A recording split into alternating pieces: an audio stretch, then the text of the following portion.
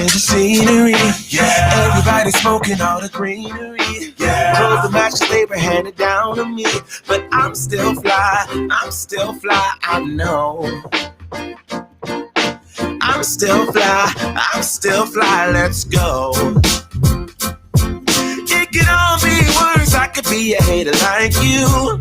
It could all be worse. Pills to make the man, but that poison's gonna kill you.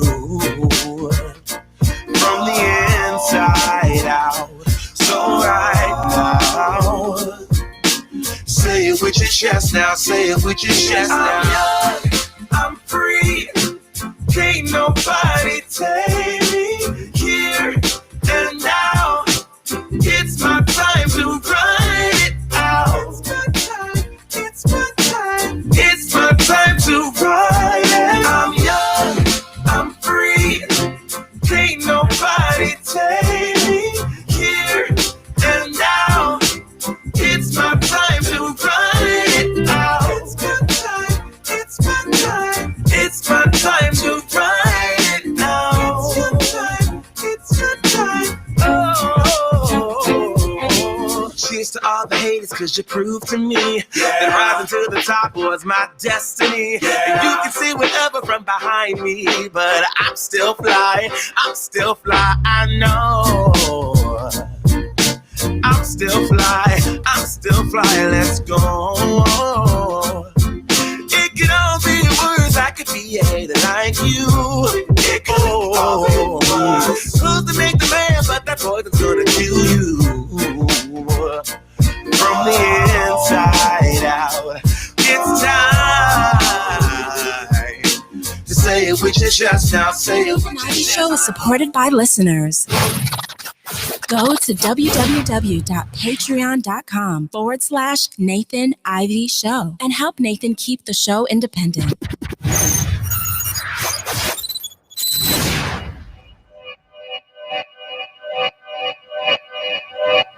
Yeah.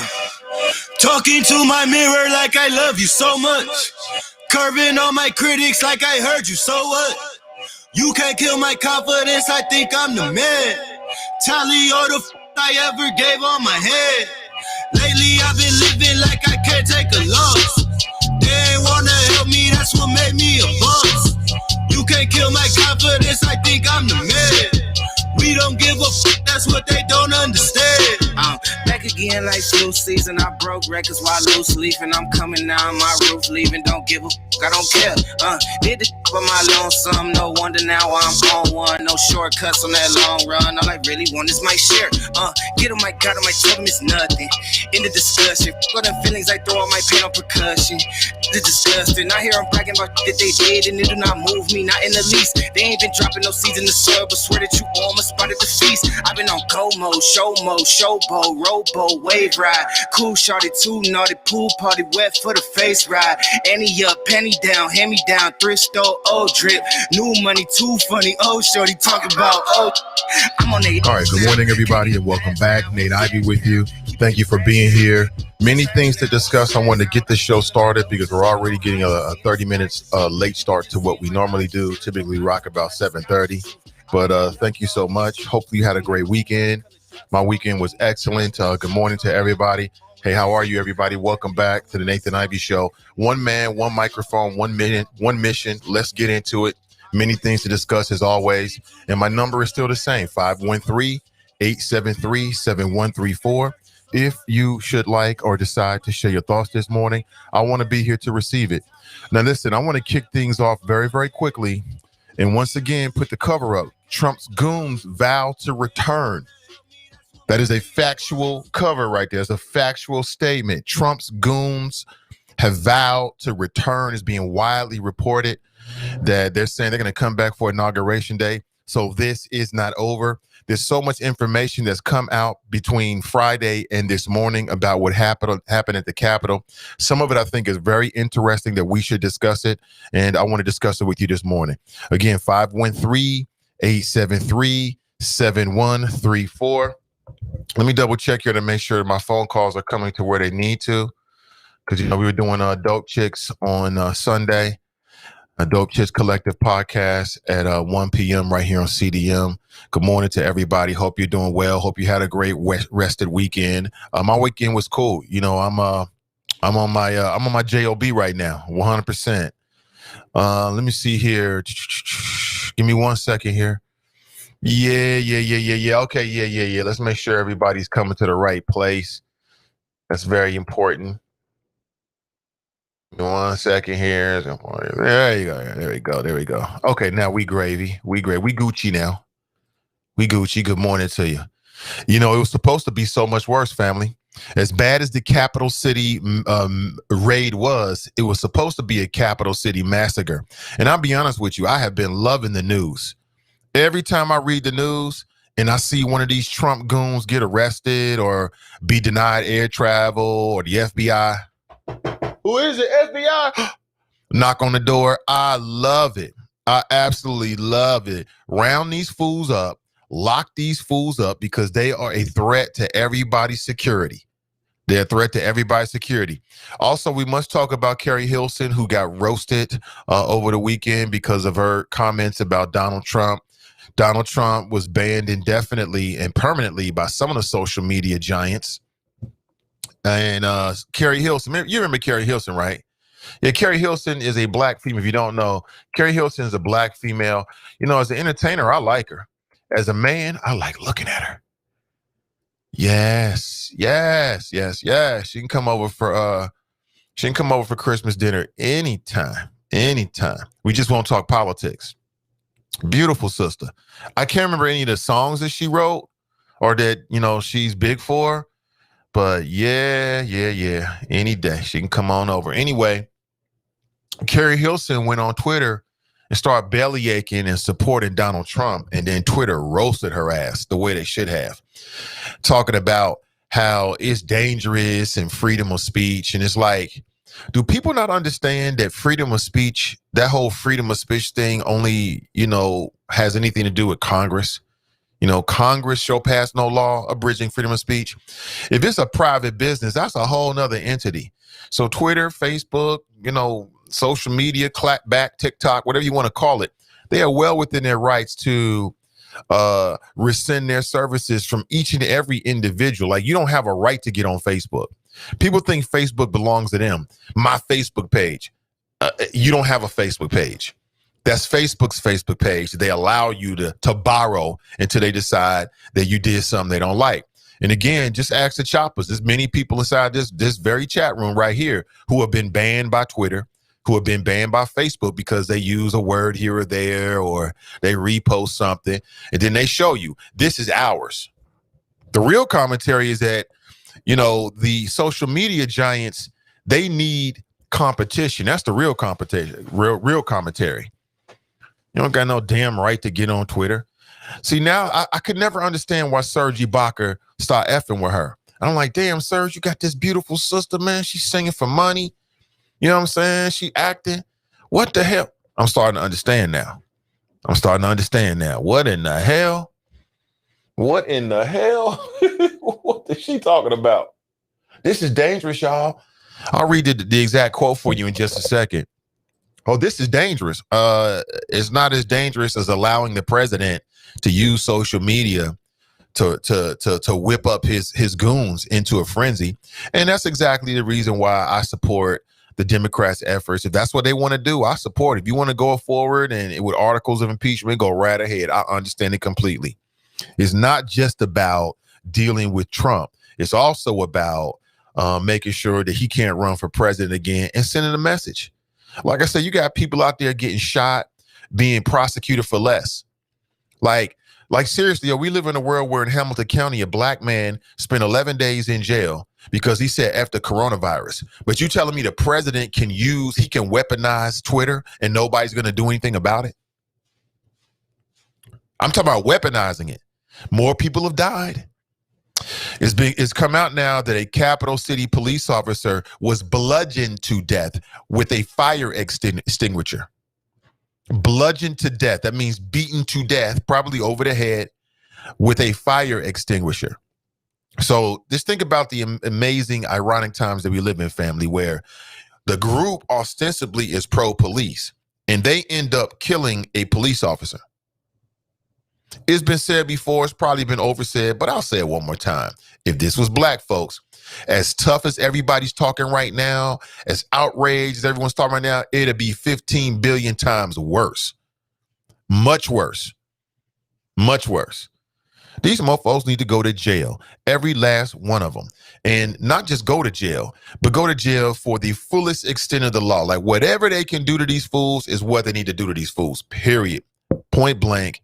No tears. And that's it. It is what it is. Good morning to you. 513-873-7134 if you want to share your thoughts. Kerry Hilson speaks out against Trump's social media ban. Why would it have to be one of us? Damn, somebody call Serge and tell her to call him his ex-girlfriend. And she didn't lost her damn mind. She didn't lost it. Again, I'm separating this because on this, I'm going to criticize on this one, but as an entertainer and as a man, she has my support. She has my full support. To be honest with you, Twitter, Facebook, they should have banned this fool a long time ago, but they were afraid of what the repercussions were going to be.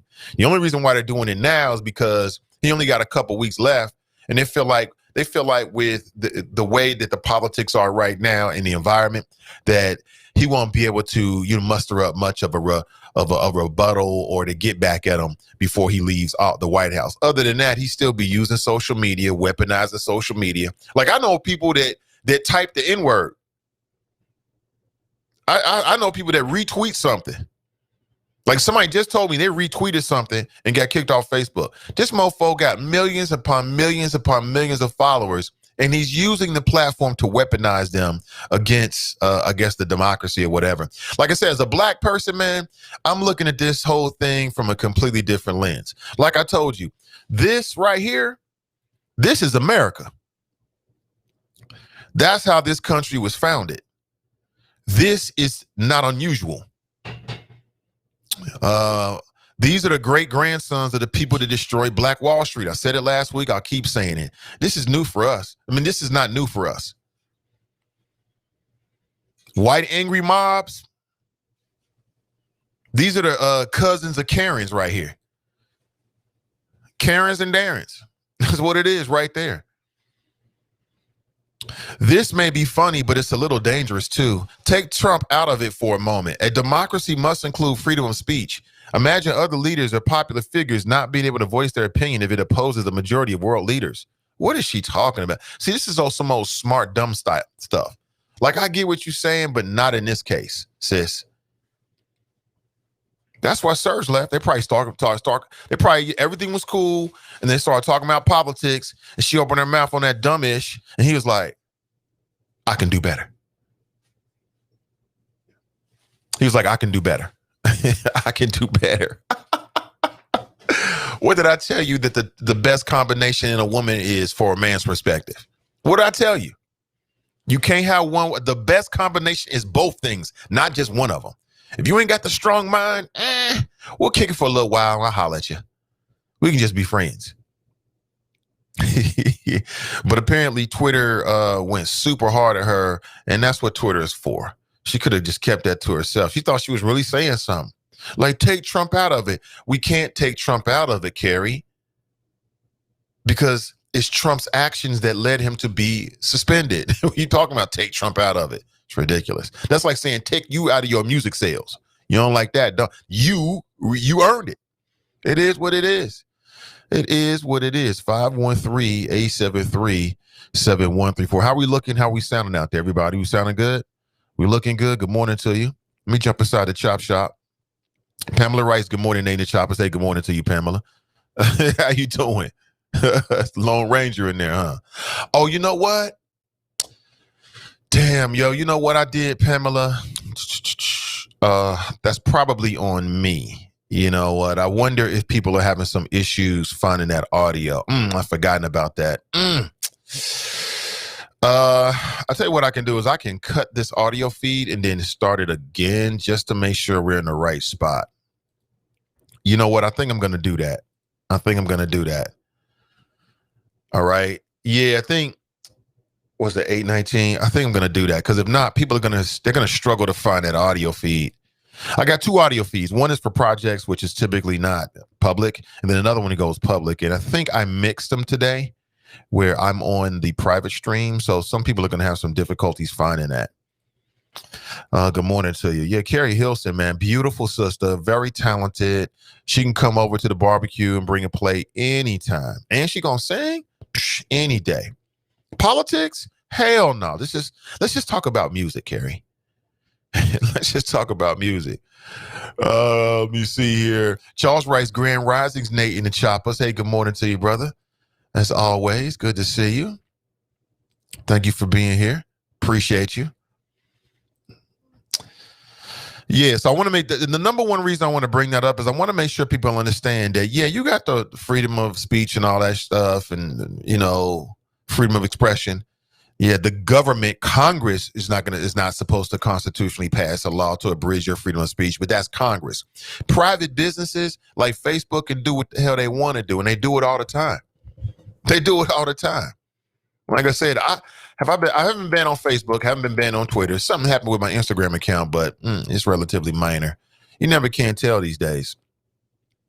Now, let me work backwards. So, okay, Sunday we had Dope Chicks Collective. They had a very interesting conversation. Worth your time. Check it out. Then on Friday, it was the Is It Just Me podcast with Donnie B. I'm not sure what happened with that show, but speaking of bands, Facebook actually brought the video. They blocked the video. So I know there was a lot of people on that stream. It was a really good show.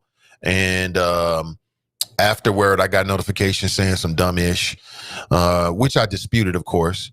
And they blocked it anyway. So I'm going to repost it, change a couple things to keep it inside of, I think, whatever. They don't even tell you why. That's the other thing. They don't say, hey, here's a specific issue. They just cut you off. But it just goes to show you, you don't have no freedom of speech when it comes to these social media platforms. Do they need to be checked? Sure they do. But what they need is competition. We need Facebook too. And then that will sort of create a balance to everything. Until that happens, I mean, you got to deal with it. And see, what happens is a lot of people get banned off Facebook and Twitter. They go right back on there because it just underscores how important they believe it is. Like I know somebody who always criticizing social media, but he on social media. He ain't going nowhere. And that's because you got to damn near be on social media these days. Especially if you got any kind of business or anything you're doing. Good morning to you. And listen, folks, please take a second to like and in particular share this stream. Like and share this stream this morning. I really appreciate you. Dale writes, good morning, Nate and the Choppers. Good morning to you. Anthony writes, morning, Choppers. Kush is on YouTube. He writes, good morning, Nate and the Choppers. How we look? How we sound? We looking good and sounding good? Great. Akeem writes, Trump goons vow to return when? To show up for sentencing for multiple federal crimes? They're vowing to return for the inauguration. It's widely reported. Check it out. Sean writes, good morning to Brother Nate and the Choppers. Sean writes, will they have enough time to impeach Trump? I don't know. Some people say no. All I know is that we thought it took months and months and months to confirm a Supreme Court nominee, right? We thought, there's no way that Mr. McConnell can get this done before the election. They got their ish done in 2 weeks. For people who are hesitant about it, what I've heard, and this is kind of compelling, is that, people want Joe Biden to focus his 100 days on his administration, on getting legislation done, his agenda, and not on some trial for Trump. Now, that's a compelling argument to me because we don't want anything that's going to stop the checks.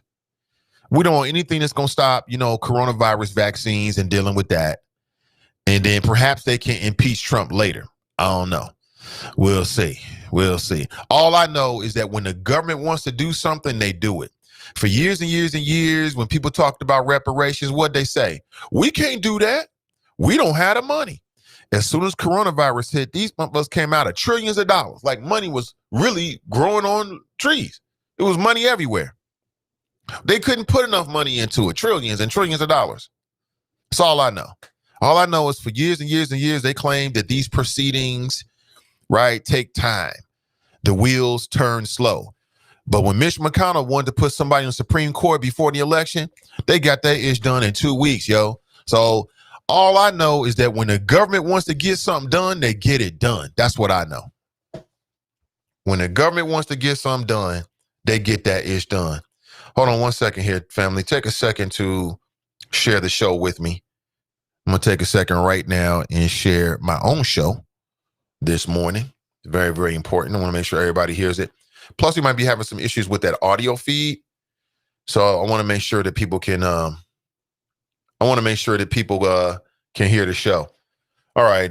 We got an early call this morning. Let's go straight to it. You know, I love the phone calls. I come prepared to rock for 2.5, 3 hours every single day, but I love your calls. Let's go straight to it and say good morning. Welcome to the show. Good morning, Mr. Ivey. Hey, what's up, brother?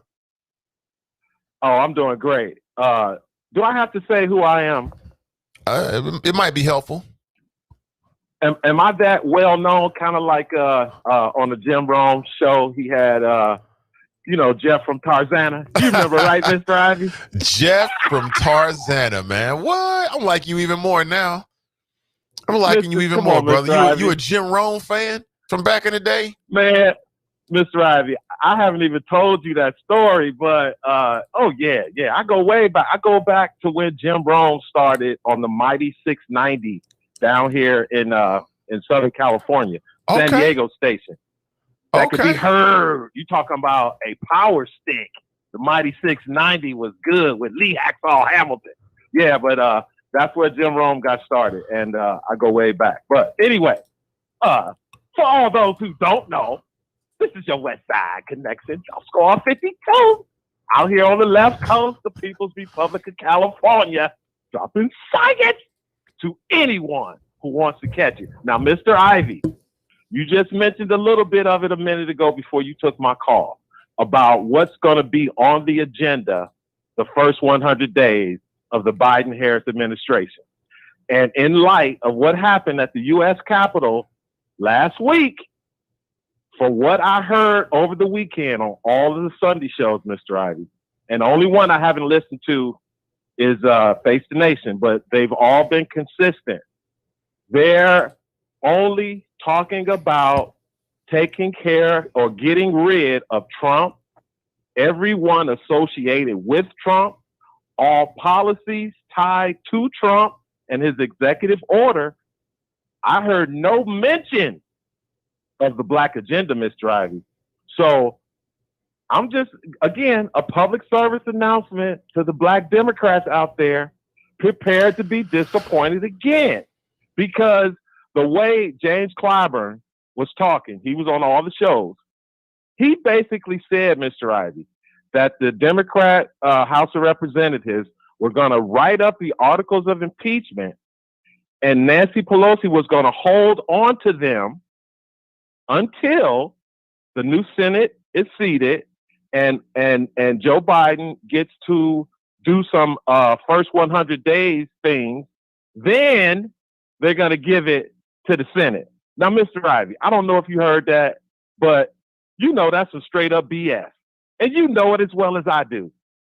So again, Mr. Ivey, I think what the real BS is, brother. Can I interject something real quick? I think the real BS is all of a sudden you care about a Black agenda. Now, you've been calling to this show for like 2-3 years. I've always cared about. You ain't never said nothing about a Black agenda when Trump was in office. Yes, I have. No, you didn't. You ain't say nothing about a Black agenda until he started putting out that platinum plan like 2-3 months before he was trying to get reelected. You never talked about a Black agenda. Now, all of a sudden, when Joe Biden is in office, it's about the Black agenda. I'm just calling you out, man. Okay, Mr. Ivey, when Republicans are in office or in charge of the legislative branch and laws are passed, are these laws written that say that they're only for white Americans or Hispanic Americans or for Black Americans? No. There's not one law on the American book that says it is specifically for a specific group in this country. The only thing that's specific, Mr. Ivey, is religion, and that's about it. Now I'm sure somebody's going to verify that. What's the point in you telling me that? My point is, Mr. Ivey, the economic success that occurred prior to COVID-19, Black Americans took advantage of that, whether they were Democrats or Republicans. So when you say that I did not, or I don't care about the Black agenda, or I didn't care about the Black agenda when a Republican was in office, it's not my fault that a Black person feels that they can't take advantage of what the government offers when it's a Republican in office. And you know that's some BS, Mr. Now you Ivey, want to change the conversation. Now you want to change the conversation. I get it. Oh, okay. All right. Well, I answered your question when you accused me again of not talking about the Black agenda. To me, it's the American agenda first that Black people benefit from. Now, you can sit here and say... Well, all I'm saying is keep that same energy when it comes to Joe Biden. So if it's all about the American agenda when it came to Trump, make sure you keep that same energy. Ivey. It should be about the American agenda when it comes to Joe Biden being in office. That's all I'm saying. That's what, Mr. Ivey, did you see my Twitter feed Sunday? No. I'm telling you, Mr. Ivey, I'm telling you right now. Anything that Joe Biden does, I'm taking advantage of it, just like when Obama was in office. Yeah, but you just called in talking about I ain't heard nothing about a Black agenda, people.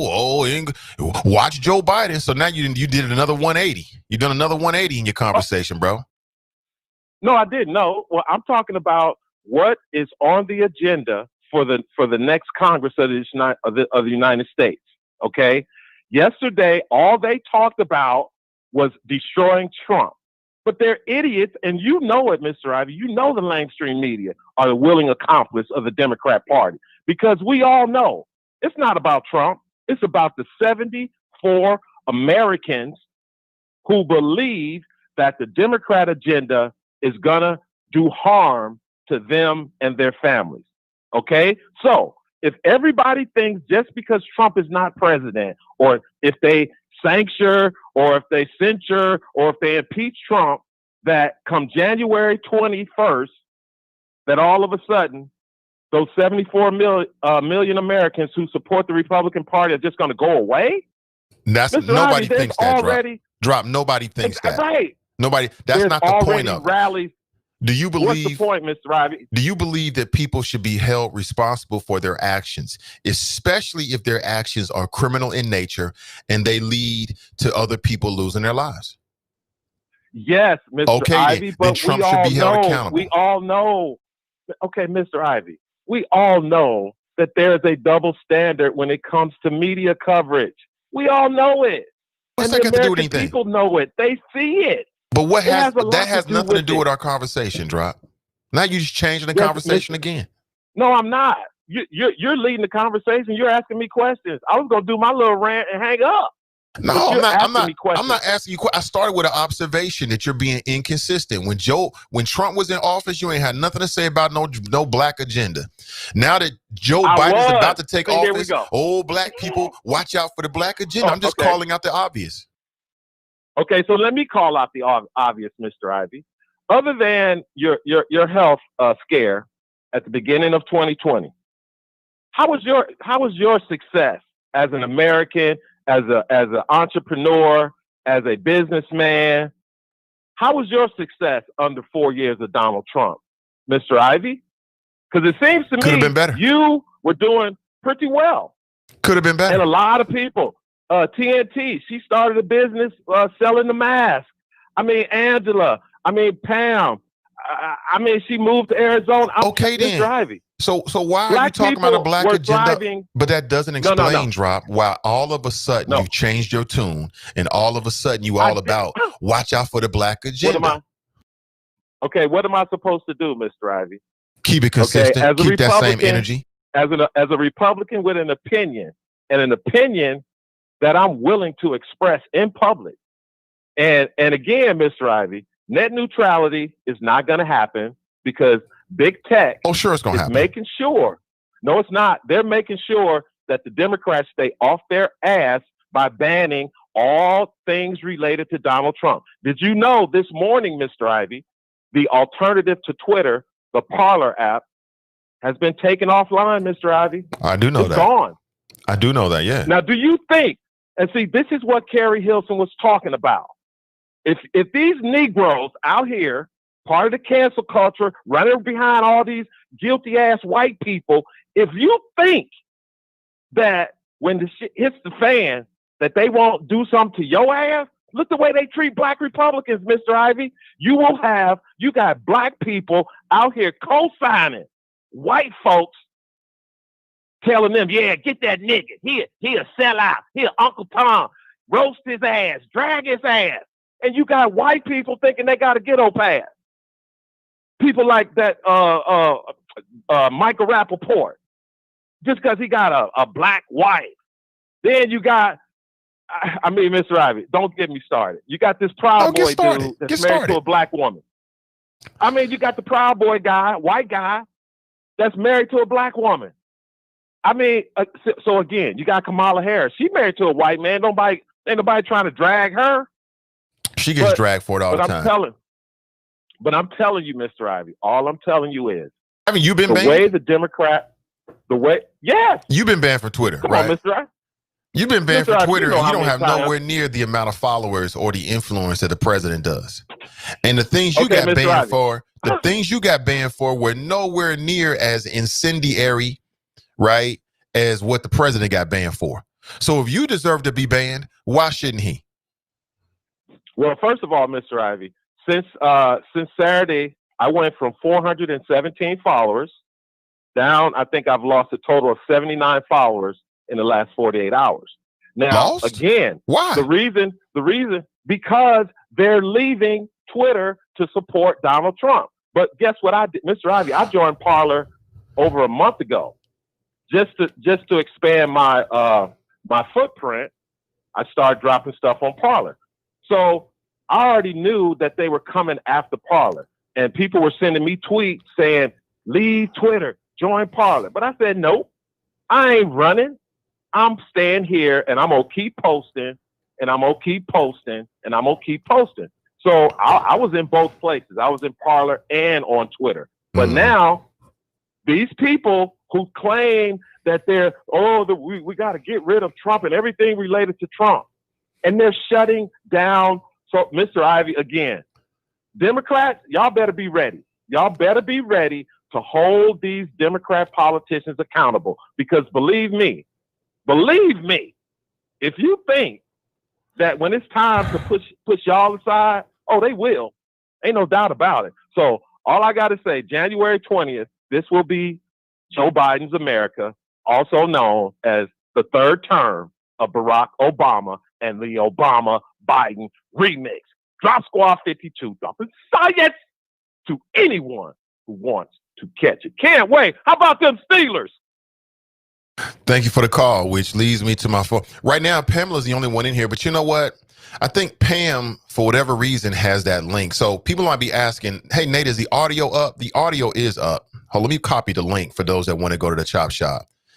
But I think it's on me. I'm working with some new equipment, and I think that's the link right there. If you want to go to the Chop Shop, that's the audio part for all the people that enjoy being in there. It's a special group. I always support it. I have no plans. I'll say it again. No plans on stopping the audio. So if you want to jump into the audio only format, I just dropped the link right there. And I think I'm going to post a link on Facebook and Twitter, because I know a lot of people enjoy that. It's a select group of people in there. And I don't want Pam to be all by herself. She can definitely jump over. I know some people are just into the audio, but I'll fix that moving forward.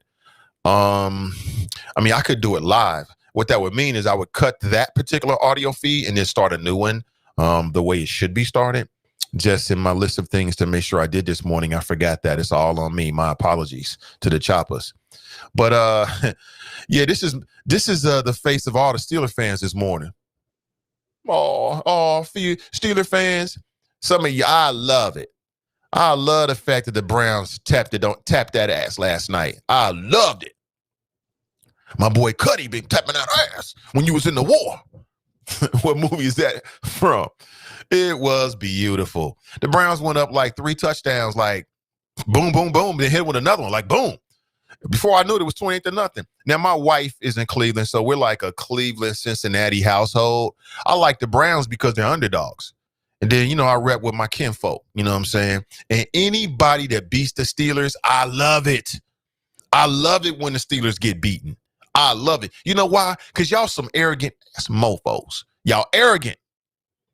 You're bad winners. I hate it when y'all win. And damn terrible towels. It just makes life unbearable in the workplace when you work with Steelers fans. They smiling and giggling. Not today, boo. Not today. They was tap dancing on them last night. It was beautiful. You know, one of my longest friends is a long time Steeler friend. I mean, this dude got Steeler Nalia. This dude got like throwback jerseys. Like, man, I haven't seen it, but I wouldn't be surprised if he got a Steeler tattoo on his body somewhere. Like, he is a Steeler fan. I don't understand it. He was born in New York, grew up in Cincinnati. Now, the only reason why I give him a little bit of pass is because he attended the University of Pittsburgh. He went there for undergraduate. But damn, 4 years over there, all of a sudden you a Steeler fan? No, you're a bandwagoner. I love it. All you Steeler fans, I love the way you feel right now. I hope you feel this way all the time now. And I said it. Crutha, Queen of Cyber Wakanda, a.k.a. Storm, a.k.a. Cassandra. Great. I love it. Now, I love you. I support you. I want you to be successful. But in terms of being a Steeler fan, hell no. That was a beautiful way to cap off the weekend. That was a great way. Go Browns. Yeah, I said it. I said it. I meant it. I said it and I meant it. I hope the Browns keep on winning. Yeah, we need some new blood inside of the AFC, what is it, Central Division, because the Bengals ain't going to do it. We need it. Go Browns. It was beautiful. And again, it was fun to watch, too. The TV was on because the wifey was watching. I was doing other things. And then it was like every 3 seconds, like interception, touchdown, interception, touchdown. I'm like, damn, I'm loving this. Ben Roethlisberger, was he 59 right now? He's like 59 years old. That's over. Yeah. I love it. Keep it up. I love it. Let me see. Don't know. iMac writes, good morning, choppers. Good to see you. Jared writes, good morning, hashtag Team and I. Adrienne writes, good rising fam, grand rising fam, same to you. Tanya writes, happy Monday, Nathan Chopper family. Make this week amazing. Oh, absolutely. I plan to do it. Dale writes, hey, y'all clowning. The DC brother offers a need to have several seats. The DC brother. Let me see. You talking about, I do know that the Capitol Police now have a brand new. Oh, happy birthday to everybody. And today is Ask Ashley's birthday. I do know that, check out Midday Juice. I do know that they have a brand new person in charge. She's a black female. She stepped up. There was a brother who was the chief of the Capitol Police, but he had to go. I saw a press conference, man. It was right after what happened at the Capitol. This mofo talking about we didn't have any credible information that it was going to be anything like this. Have you ever heard of Twitter? Have you ever heard of Facebook groups? Have you ever heard of the internet? Where did he get this mofo from? He might be hanging out in the same place as Kerry Hilson. He can go back there. So he's out. I also read that another officer who was involved committed suicide. Now, I don't know if it's directly related to what happened with the Capitol. I'm not sure how that might work. But just think about it, though. I mean, this is a crowd that on the surface and appears to be pro-police bludgeoned to death a police officer. But yet all these people have been running around talking about how Black Lives Matter is a mob. You don't hear nearly the amount of rhetoric, even now, against what happened in the Capitol, as we heard about people talking about either Colin Kaepernick and or what happened in this past summer. Oh, man.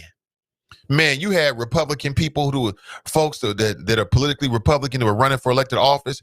They couldn't talk enough about the mob. Oh, the mob. And what I tell you, that's not a mob. This is a gathering of people that's a little bit pissed off, dissatisfied. That's democracy. What we saw at the Capitol was a mob. And that's not the first time that black folks have seen mobs like that. It could have been much worse. You know, more information is coming out. The Capitol rioters were hunting for Mike Pence and Nancy Pelosi. They were hunting for Mike Pence because at the rally before everything took off, Donald Trump, he pinned it right on the lapel of Mike Pence. He said Mike Pence, he wanted Mike Pence to do something. To not hold court over and to ratify the electoral votes. That's what Trump wanted the vice president to do, to not do his constitutional duty. And when he decided to go ahead and do it anyway, the Capitol rioters were looking for him. Now, of course, Mike Pence has top flight security of the world. He's got Secret Service protection. So they whisked him away. Same thing with Nancy Pelosi. She got whisked away. There was a dude, man. Do you know that these fools actually erected a hangman's noose on the steps of the Capitol building? I'm going to say it again. Can you imagine if black folks, now they're always trying to claim that Antifa is so violent. I've never seen Antifa do that. These fools was on some straight up, some straight up revolutionary type stuff, kind of. Had they got Nancy Pelosi, I think that she would have been injured. Had they got their hands on Mike Pence, he would have been injured. It would have been that group mob mentality. You know what I'm saying? When mobs of angry white people get together, history shows us that black people get killed.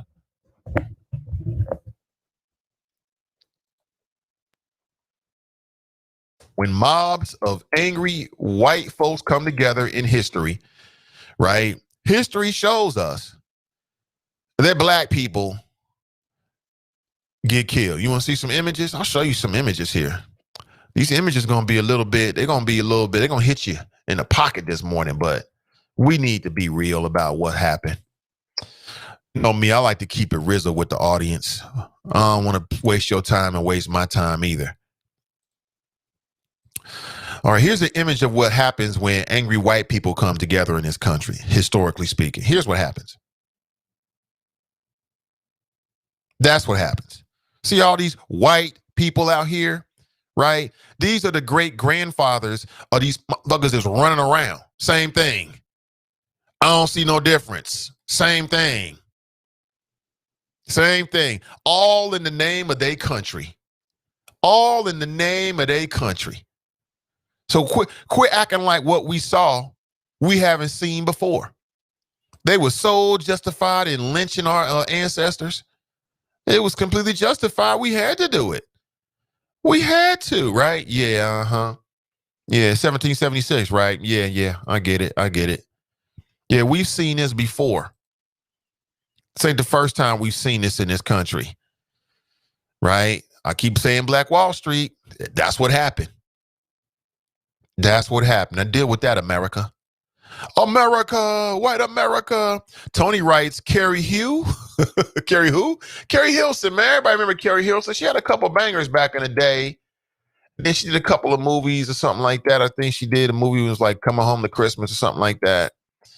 You know what I'm saying? You know, she's a very talented person. She's a songwriter too. She's very talented.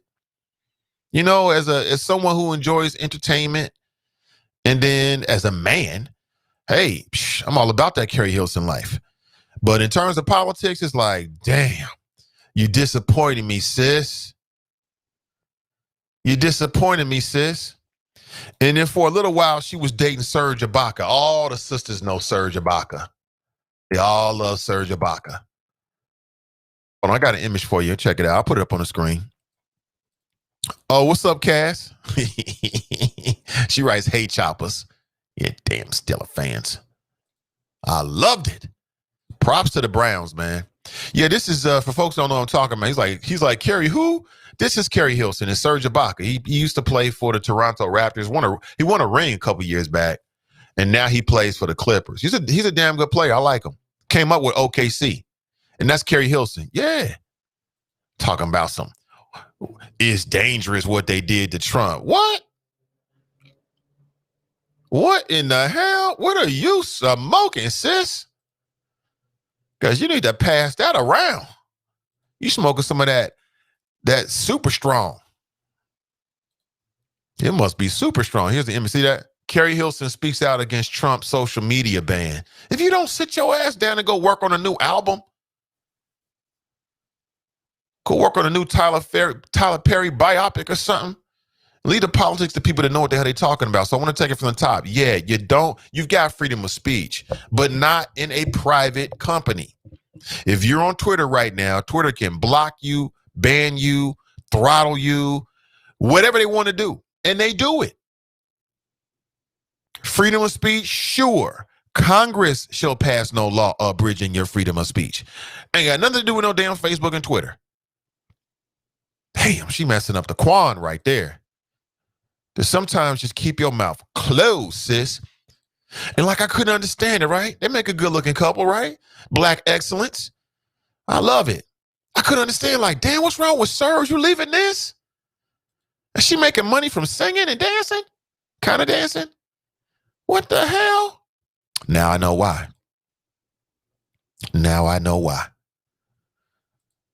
Somebody needs to sit her down. Her handlers or somebody should have told her, like, well, you do know that they're talking about Congress. Ain't nothing. It's more dangerous to allow Donald Trump to continue to do what he's doing. But here's what I want to know. I want to know, what do you think about this whole impeachment thing? Because like I said, I mean, I can see both sides of the argument, honestly and truly. Like, for people who are like, no, he should focus on the agenda and get to work, I get it. But there's a black man, and my people have been over incarcerated for a little bit of nothing. People going to jail for marijuana and, all kind of little stupid-ish. Sandra Bowles got shot in the head because he didn't have a front license plate. No, in that world of law and order where you got to deal with your consequences, I want to see some consequences from Trump as well. That's what I want to see. But I want to get your thoughts about it. I mean, you are the constituents. Do you believe that the Democrats and Joe Biden should spend the first month or whatever of his agenda in a public trial of Donald Trump? Like, I can see it both ways. To me, the most compelling argument for impeaching Trump is that it would prevent him from ever running for president and perhaps office ever again. If that's the case, I'm with that. I'm with that 100%. Because dude is a danger. Answer me this. How many people believe that if Donald Trump runs again in 4 years, that it won't be a problem? Because he only has one way to do it, and that's division. He's only got one way to do it. Let's go back to the phones and say good morning and welcome to the show. Hey, good morning, welcome. Good morning, Mr. Nathan Ivey and the good people of Cincinnati, as well as the good people around the world, and yes, those choppers. Good morning, sir. Hey, good morning, John. Welcome. Wow. You cannot make a movie out of what happened last week. And let's briefly skim through it. I know you've been talking about it. I've been listening clearly and listening to the callers, but incredible. But I'm not surprised.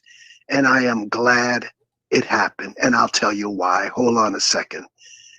We should not be surprised about this stuff going on. America has a history of creating violence. Go back to the Tea Party in the 1700s. Look it up, choppers. Go back to the Revolutionary War. Go back to the Civil War. Go back to the 40s, 50s, 60s, when African Americans had violence put on them for the time they came to this country, and that violence continued after the Civil War. So we should not be surprised. Many people have called me, are you shocked about this? No, I'm not. As Malcolm X stated, it's just the chickens coming home to roost. Look that up too. So we should not be surprised. And as I told you, that's the title of my book coming out this year. We should not be surprised about the violence. Hold on to your clusters, people. When the dust settles and Joe Biden and Harris goes in, the investigations will go on. I love it how Cruz, Rubio, and the Republican Party, they're all running the other way from Trump. See, people don't understand something. Before John from Princeton left and moved to Florida. For 40 or 50 years, I lived in New Jersey, and I can go across the bridge to New York, be into New York in about 40 minutes. We watched Donald Trump for 30 or 40 years. He's a scoundrel. He's a Hitler. He's a Mussolini. Everything under the sun. He lies over and over and over again. And now the country, the world sees Donald Trump for what he is, a rat that has sold the country down. Yes, when I was watching the news last week and saw those protesters, those rioters, those insurrections, oh, I love it how media is like a call. They're all running the other way, but it's a blame that's going to go around. Yes, Trump's going to take the fall. Yes, the Republican Party is destroyed. Let's see how that plays out. Nancy Pelosi was right. He's got to get out. His finger is on the pulse of that button. Well, nobody's going to listen to him. He's isolated. They're bailing out of the White House left and right, people. We should not be surprised. Black people have gone through this for 300 years. And now you're seeing America for what it is, a big, fat lie. And, you know, black people have been saying this. You know, we in New York has been saying Trump is a character.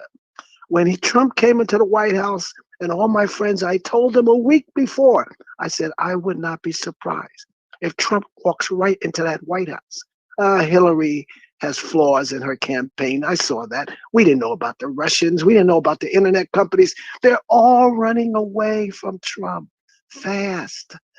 And I'm laughing. When I saw the rioters step over that line and walk into the Capitol, oh, you broke laws. They're rounding you up, you know, left and right. You can't make this up. It's like a movie. I wonder who's going to play Donald Trump in the movie.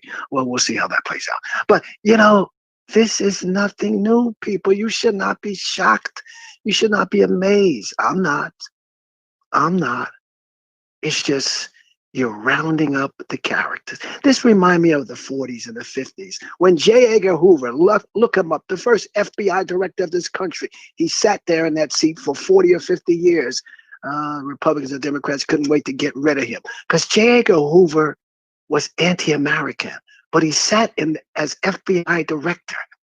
And the Kennedys knew how corrupt he was and how powerful he was. He basically kind of was running the country and the world. But J. Edgar Hoover rounded up people he hated. That was anti-American, he thought. People that was a communist, gays, across the board. He hated blacks. And the person he hated the most was Dr. Martin Luther King. Oh, you didn't know about that, choppers. Well, we'll get into that another day. But as we sit and watch the news, CNN, MSNBC, oh, don't waste your time with Fox because they're still backing this rat in the White House. And they put the spin on everything. America is divided. It's always been divided. And it will continue to be divided until you change that constitution, flush it down the toilet, and set up a constitution that's fair for everybody, black and white, across the board. But no, they don't want to do that. It's all corrupt. Republicans, Democrats. Well, okay, Republicans now. They all take the money, and the companies are running the other way from the Republicans. The internet companies are locking Trump down. Get out. This is corrupt, people. You're seeing the system for what it always is. Now, let's put the brakes on everything, and I'll leave you with this. Reparation is here. It's right before our eyes, people. Are you going to take advantage of it? Or are you going to drink the Kool-Aid and sit back and sing Kumbaya, my Lord? Excuse me. It's reparation. Well, yes, me and you may not benefit, but your kids and your kids' kids will benefit it. But we have to decide as black people, what the heck do you want for reparation? Have we even put together a committee? Okay, Biden and Harris is going to dance the whole reparation stuff out for 4 years. They're going to put together a committee. Nothing won't happen. But black people have to put our foot on the back of America's neck and say, Biden and Harris, we put you in there. Yes, I'll agree with it, Mr. Nathan Ivey, before you cut me off. Yes, black people came out. They took Georgia, and that tilts the seat. And now Republicans are running the other way, like the catless worms that they are. And there are some Democrats too behind the scenes that you probably won't know about that supported Trump too. This is going to play out like a movie. Well, John, I only got one question for you. Having said all of that, brother, and understanding the times that we live in, are you going to get registered to vote? And are you going to vote in the next election cycle? That's midterm and then presidential. That's local and national. Okay, Mr. Nathan Ivey, and you're hearing it from me on your airways. I must say, I don't concede by not voting for 50 years, but I must say, I see what you're saying. And I've always known the power of the vote is powerful. I've always known that, Mr. Nathan Ivey. What's held me back from voting, never voting, was because of the fact that we don't hold these people accountable. The people John, that you put in office, John, that's what's make me so mad. John, So yes, I hear you, Mr. brother. Nathan Ivey, Okay. I will cast my vote because I saw the unity in Georgia. That's what made me proud. Yeah, you got some white people that voted too, that was sick and tired of hearing Trump and seeing him. So, it was tilted. But let's see now for the next 4 years how Biden and Harris, are they going to play the game or are they going to do the right thing? And you people that voted, are you going to hold them accountable? That's the key. John, thank you for the call, brother. Always a pleasure, man. That's Yes. John from Florida, a.k.a. Zorro. Interesting story with John. He earned the moniker Zorro. Would you like to know why? So maybe my new listeners out there, that's a black man right there. I've met John many times before. He's a good brother, very intelligent brother. He writes books, travels the country. Like, he's with it. He's with it for the culture in his own way. But this black man burns me up because he'll call in here and be talking that good shit, right? Everything he said is that good shit, right? Who can disagree with a word that man just said? Can't disagree with nothing he just said. And this, 4 years ago, you know what he did? That black man right there, you can see his name right. You know what, John from Florida? John Zorro from Florida. This man wrote in Zorro at the top of the ticket 4 years ago. Zorro, Z-O-R-R-O, as in the fictional character, like I guess the south of the border equivalent of Lone Ranger, whatever, the dude with a sword. So that sound good, John. I'm with it, man. It makes a lot of sense. Yada, yada, yada, yabba, dabba, do. But what are you going to do about it? Because we've been voting. We already know this. Most of the people in this audience, I'm going to go out on a limb and say, did not vote for Trump because they knew that Trump was not qualified and they knew that he was a threat. It took the Republican Party all this time, some of them anyway, to come to the conclusion that we already know. Let me make a statement that needs to be said over and over again. Trump has been inciting violence the whole time. The whole time. The GOP, conservative media, just didn't care about it. Some of the Democrats didn't care about it. So, for instance, that whole birtherism, that's inciting violence against black people. Let's call it what it was. Birtherism is a step away from inciting violence, especially with the history of this country. When you tell white people to feel as if they're disaffected and shut out from the American dream, that a black man is somehow in on it and has been elevated above them, that's what gave rise to the Tea Party. They wanted to do that ish back then, but Obama, that's the reason why Obama was like middle of the road. See, now we're starting to see why he was middle of the road with it, because he could probably see just how dangerous this could be. Trump has been inciting violence since he tried to convince the world and convince the electorate that a black man somehow became president of this country, but he really wasn't a citizen. He's really from Kenya, and he's an elitist, and he's got an agenda that's going to kick white folks to the curb. If that's not inciting violence in the history of this country, I don't know what is. He's been doing this. But when the chickens came home to roost, all of a sudden, everybody can see it for the first time. You know what I'm saying? Anybody remember what's called the term red summer? The red summer? One of the reasons why I keep pushing a book titled The Black History of the White House is because the author of the book spends a lot of time talking about not just the Red Summer, but all of the Red Summer-like events that have happened in American history that the history books, historians conveniently forget, right? That public schools conveniently don't teach our children. So not only are Black people miseducated, but white people are miseducated about the history of this country as well. But let's just talk about the Red Summer. That's the period between late winter through early autumn of 1919. Does anybody know what that significance of the Red Summer is to the conversation we're having right now? Well, I'll tell you. Just like we saw white supremacist terrorism last week during the what was called the Red Summer of 1919, there were in about 36 U.S. cities across. I didn't say 3, I said 36. So do the math. 36. And knowing the history books the way we know, it's probably more than that, but we'll just go with the number that's out there. Basically, there were white supremacist terrorism on display and racial riots. We're talking about white on Black terrorism in the streets of America.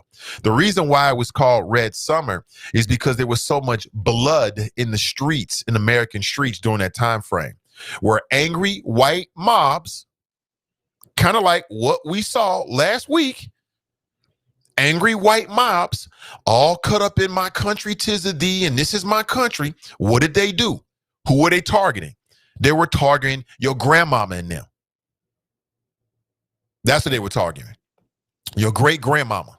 So my grandfather, who's now dearly departed, he was born in 1919. So that means that his parents, my great grandparents, were targeted by white supremacists during the Red Summer. And what did they do? Well, in over 36 cities, and city after city, I'm talking about Washington, Chicago, Cincinnati, Norfolk, Omaha, Illinois, you name it. White folks got all in their 1776 feelings talking about this is my country. And what did they do? They came after your great grandfather, your great grandmother. That's what happened. Massacres all over the country. It's called the Red Summer. Why don't we see no movies about this? That would be an ill-ass Netflix series called The Red Summer. You know what I'm saying?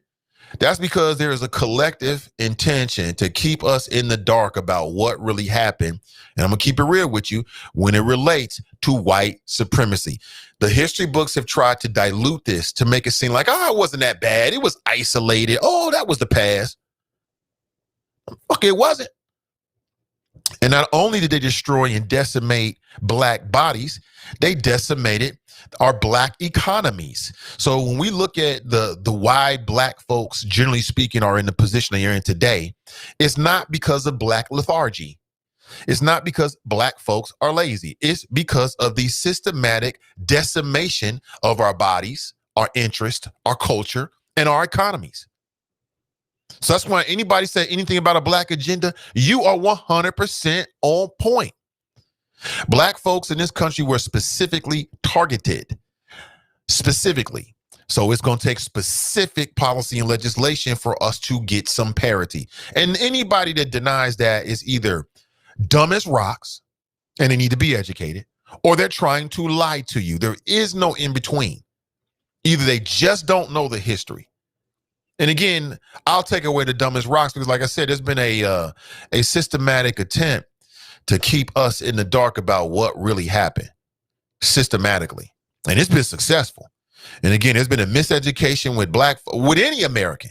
We all miseducated. I don't care what school you go to. Miseducated. You know what I'm saying? I went to the University of Cincinnati. I didn't get educated, but I got a first-rate quality education because of the stuff I did on my own. I stayed in the library. I was trying to just soak up as much information as I could. You know what I'm saying? I got as much information on my own at the library as I did in class. You can get a first-rate education anytime you get an opportunity, but you're going to have to go outside the margins. You know what I'm saying? That's when my brain started to explode like, I never thought about that. Never thought about that. But if you just keep it inside the margins and keep it in the classroom, you get your degree. You'll be smart, but you won't know what really happened in this country. There's a lot of white folks that just have no idea because they've been miseducated. Red Summer, never heard of it. Is that like Red Skelton? You mean Red Fox? Red Fox? No, fuck! I said Red Summer. What's wrong with you? Red Fox? Oh, he was hilarious. No, Red Summer. Called that because the streets were turned red with the blood of your great grandmother, your great grand aunt, your great uncle. That's what happened. 1919. Yeah, that's great grandfather. Yeah, I got the time right. I think I got it right. But why don't we see no movie? I wish Tyler Perry would do a series on the Red Summer. Again, we focus on Black Wall Street because that's like, and even that in some cases is too much. Like there's many people that go to public school and they never talk about Black Wall Street. But okay, that's okay. They don't like to talk about the Red Summer and just how extensive and pervasive and how deep the violence against non-white people in this country really was. And this was just one instant. This is just one instance. This was 1919. There's some people out there right now that might have been alive in 1919, maybe. I mean, now we're talking about 101 years, so maybe not, but that's not that long ago, folks. That's not, what is it, 101 years ago? That's not that long ago. You know what I'm saying? That's not that long ago. Like I said, my grandfather was born in 1919. He's departed at this point. He would have been 100-something years old, right? So I get it on that stage. But we're talking about great-grandparents. That's not that far removed from you. Again, Black folks were targeted with violence. It wasn't a conversation. It wasn't a debate. It wasn't a discussion. It wasn't diplomatic. It was, we want to systematically wipe you away from this country because it's ours. We get in our feelings, so we're going to just take it. And that's the same thing we saw last week. The only difference is it was targeting white people. So now it's a big deal. Oh boy, we got a problem now.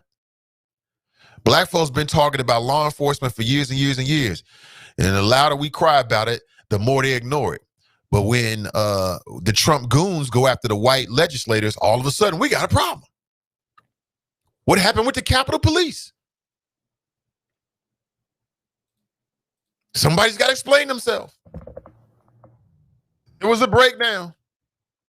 Right. There was a breakdown. I mean, I'm just keeping it real with your family. Keeping it real with you. Some won't like this, but so what? So what? These mofos had pipe bombs. These mofos, one dude had like the little twisty ties that sometimes law enforcement uses when they don't have enough handcuffs so they can detain you. He had like a whole Batman utility belt full of them. Mofos had riot gear. They found pipe bombs, like active pipe bombs they had to defuse. So I just want to make this point again. You have been looking in the wrong direction the whole time. It's so in vogue to fashionable to talk about the new Black Panther Party. Oh, you want to talk about the Hebrew Israelites. Oh, it's Antifa. Oh, it's Black Lives Matter. No, it's the same old culprit. White, angry males that it's been. They's the problem.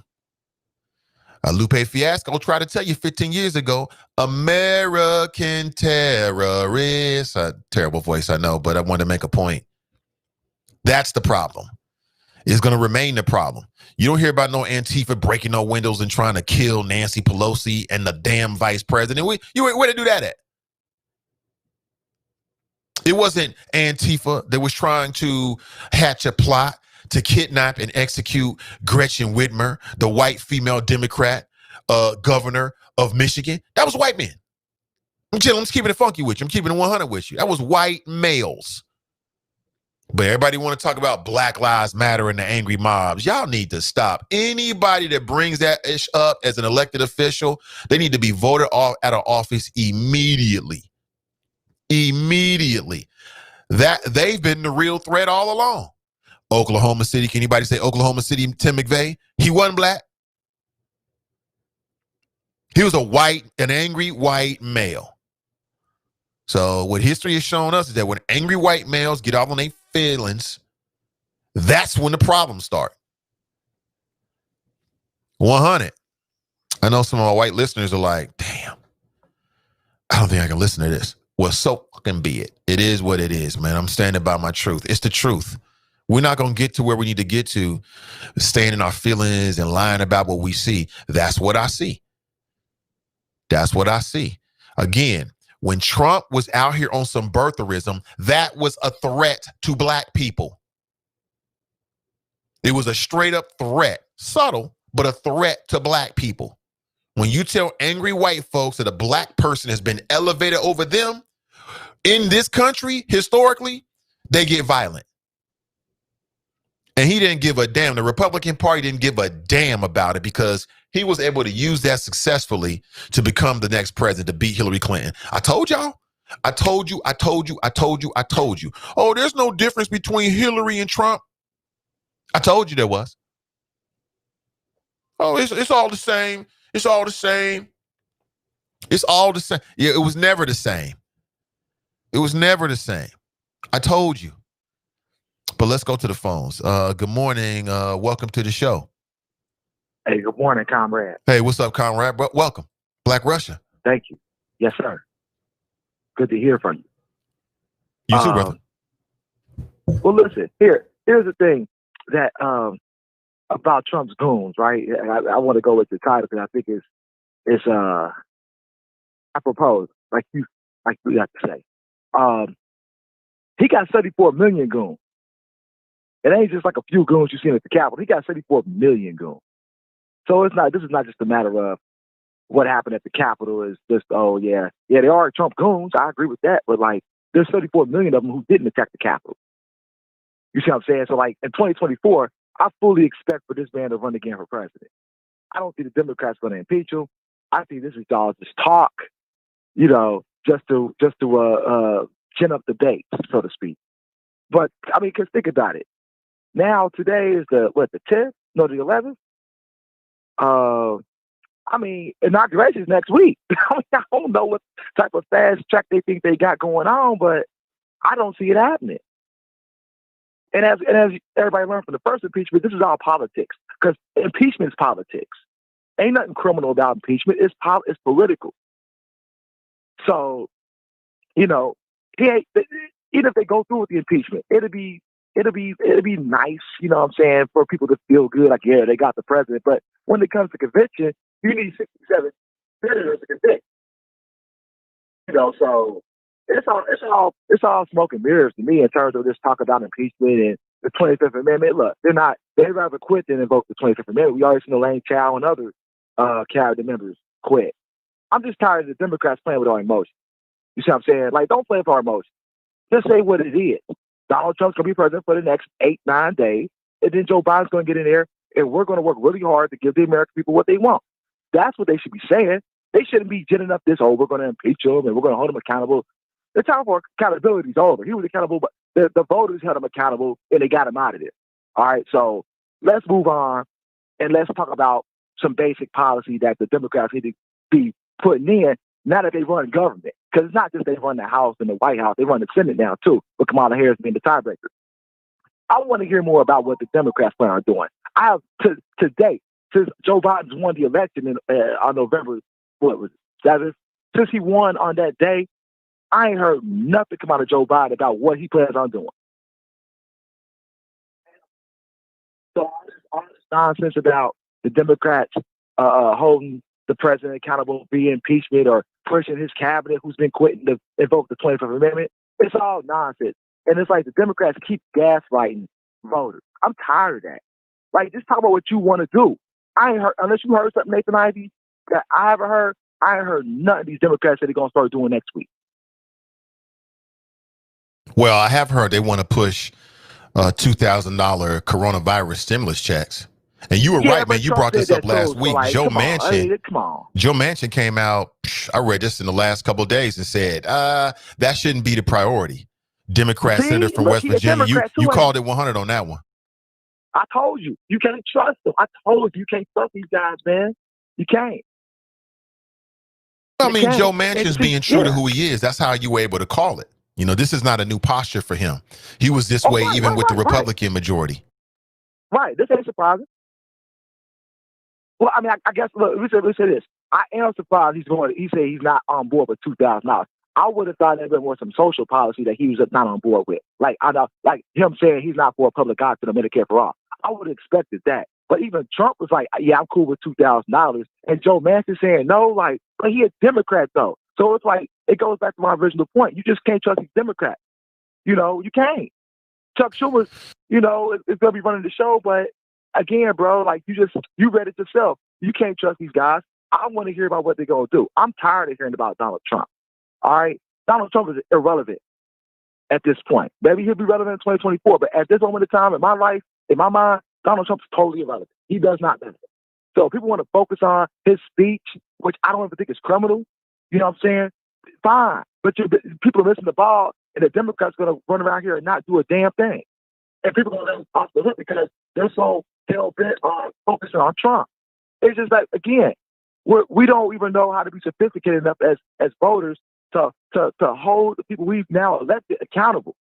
We're going to let them off the hook and focus on Trump. It's stupid to me. It's stupid. But, you know, it's not surprising at all. I mean, let me ask you this. Do you think Donald Trump did anything criminal in his speech? In his speech? On the 6th, when they stormed the Capitol. Do you think Donald Trump's speech was criminal? I think it was criminal, yeah. Okay, well, look.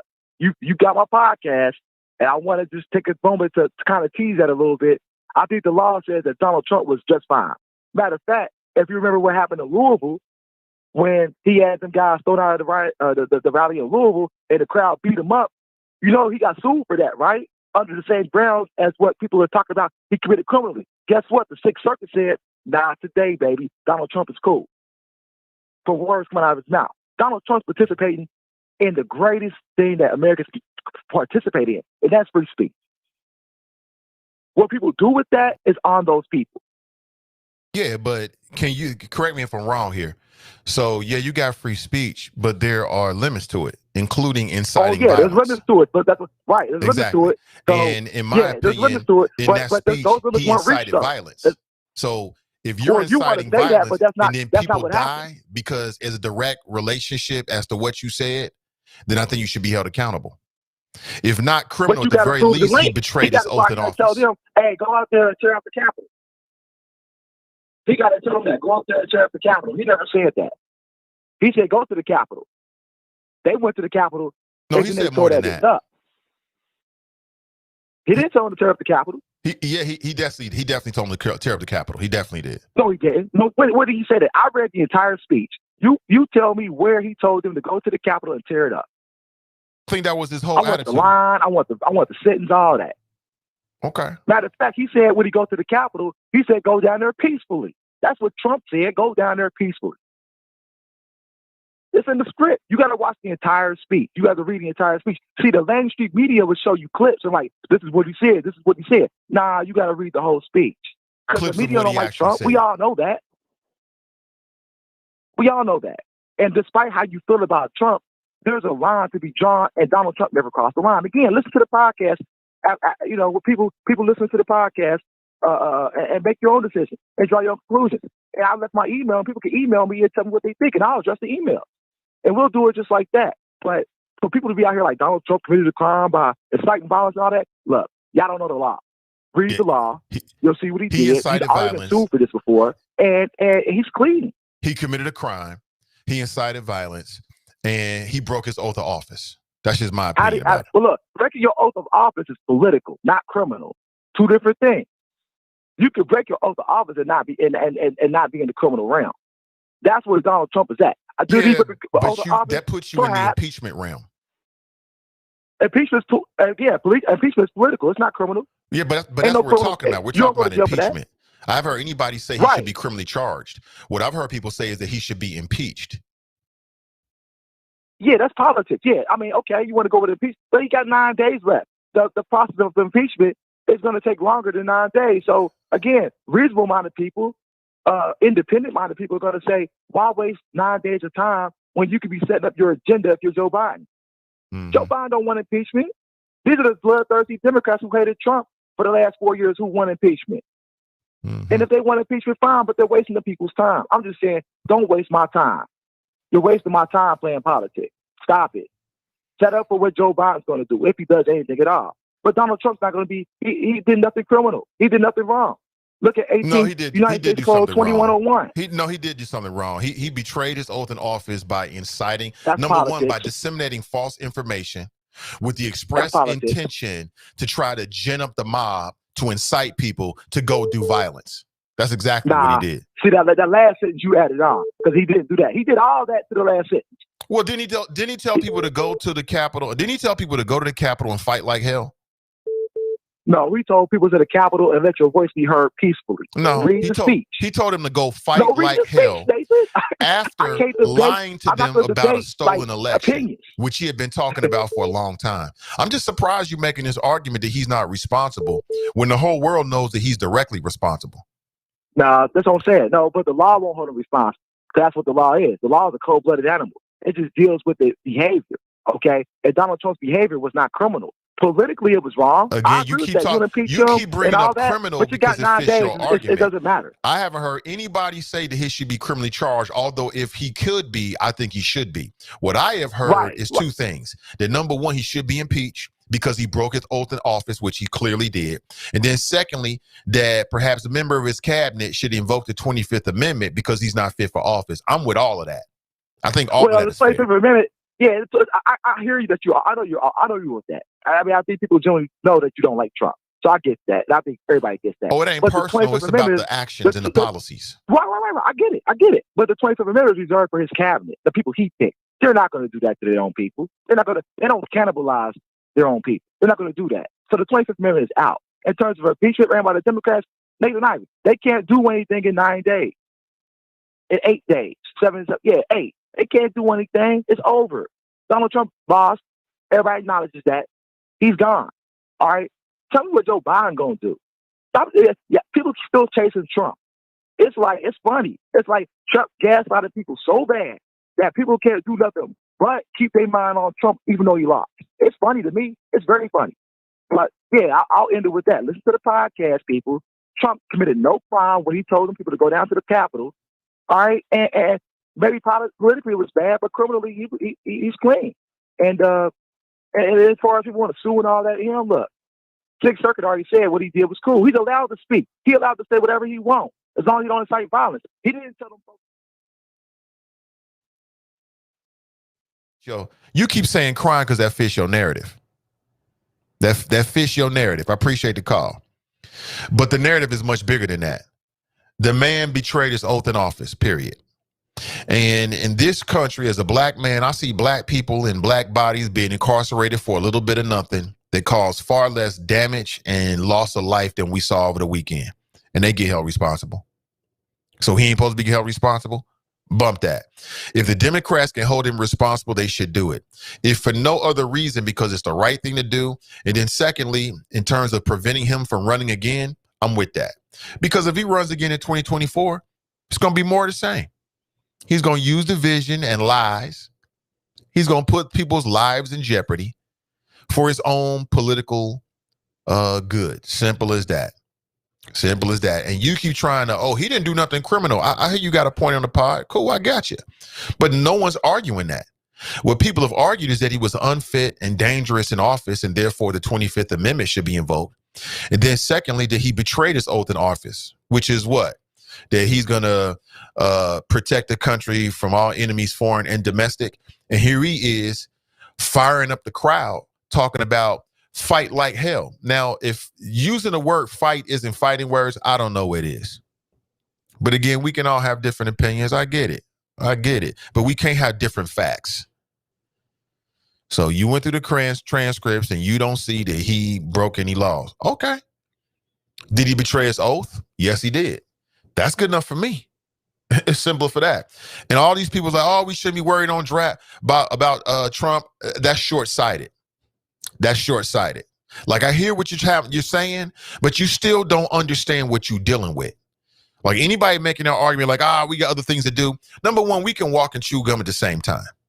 So they can deal with Trump and also put in an agenda at the same time. People do it all the time. But then secondly, these people making their argument, like the brother right there, Black Russia, they looking at Trump like this is a normal phenomenon. They still don't know what they're looking at. They still don't know what kind of animal they're dealing with. This is not a normal situation. This is not a normal lame duck president. Haven't you learned that with what happened with the Capitol? This is a different situation. So it means that you got to deal with it differently. Simple as that. Simple as that. But what do you think? 513-873-7134. Let's go back to the phones. Good morning. Welcome to the show. What's happening, Nathan Ivey in the Choppers? This is B. What up, B? Welcome, man. How you doing? I'm doing great. Yeah. So, in terms of this removing him, whether there's enough time or not to actually impeach him, I have no idea. It seems like it might be like a little bit long process, but to me, the whole point of it is just to keep this guy from running again. 4 years down the line, because I sure as hell don't want to go through what we went through here in the past month and the past 4 years. It seems like the past month has been much more worse, and I don't want to relive all this. It's just been ridiculous. So that's, to me, that's why I hope that they get to impeach him. Or impeach him, because I don't want to see him again, for real. I'm with you on that. So there? Yeah, I'm here, B. Yeah. I hear you, brother. To me, that's a real strong argument to remove Trump for whatever means. So is it 25th Amendment? That would be his cabinet. If the impeachment process is possible, go right ahead and do it to stop him from doing this again in 4 years. Right. And the 25th Amendment, I heard that if a president is removed from using the 25th Amendment, there's a chance for him to run again. So that leaves that window open. But in impeachment, though, they can write it in the as part of the impeachment, court, whatever, however it's written up, they can put in there that they don't, he should not run again. But if he's removed from the 25th Amendment, then that's not even an option. They can't say that he can't run again. So it seems like impeachment is probably a better thing to prevent him from running again. Another thing I wanted to say is that I find it kind of ridiculous. I hear a lot of people saying that when his account was removed from these platforms, that freedom of speech is now under attack. I hear that quite a lot from his supporters, and I'm like, what? He's inciting violence. I mean, why would you want that kind of freedom to be, especially from a world leader who has all those people following him? I don't mind people like that being censored, especially because of what happened. And the last thing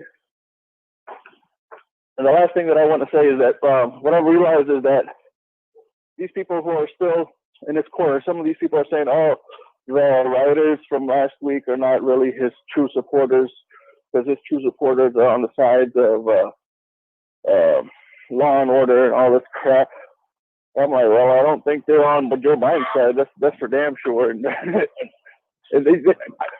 I find it kind of laughable that they come up with an excuse for him no matter what.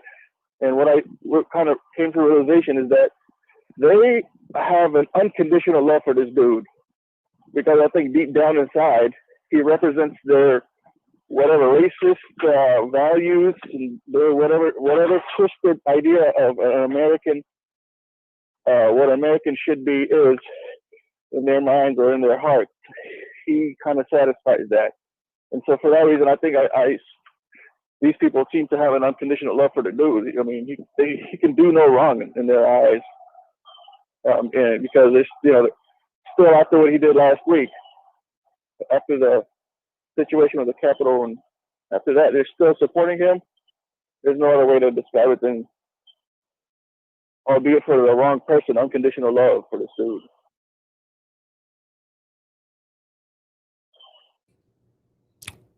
Did it, B? Yeah, that's all I got to say. All right, B. I appreciate you, man. All right, man. You guys have a good one. You too. That's B checking in.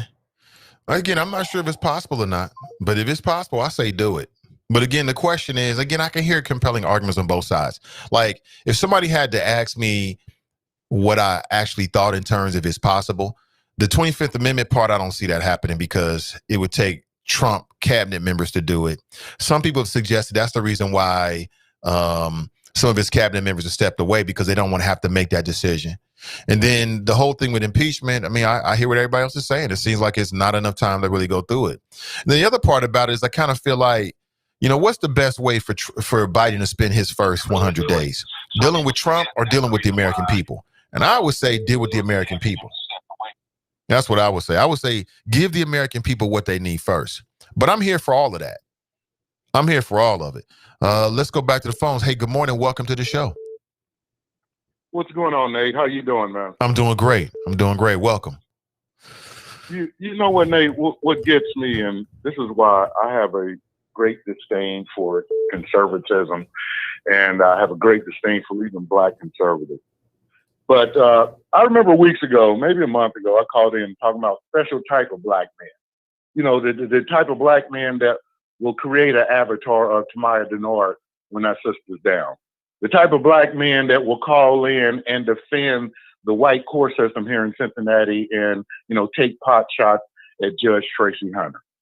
Then we got the type of black men, Nate, that will call in and defend Donald Trump when basically what we saw was our version of the freaking Rodney King tape. We know what we saw. We know what incited those people to go down to the Capitol.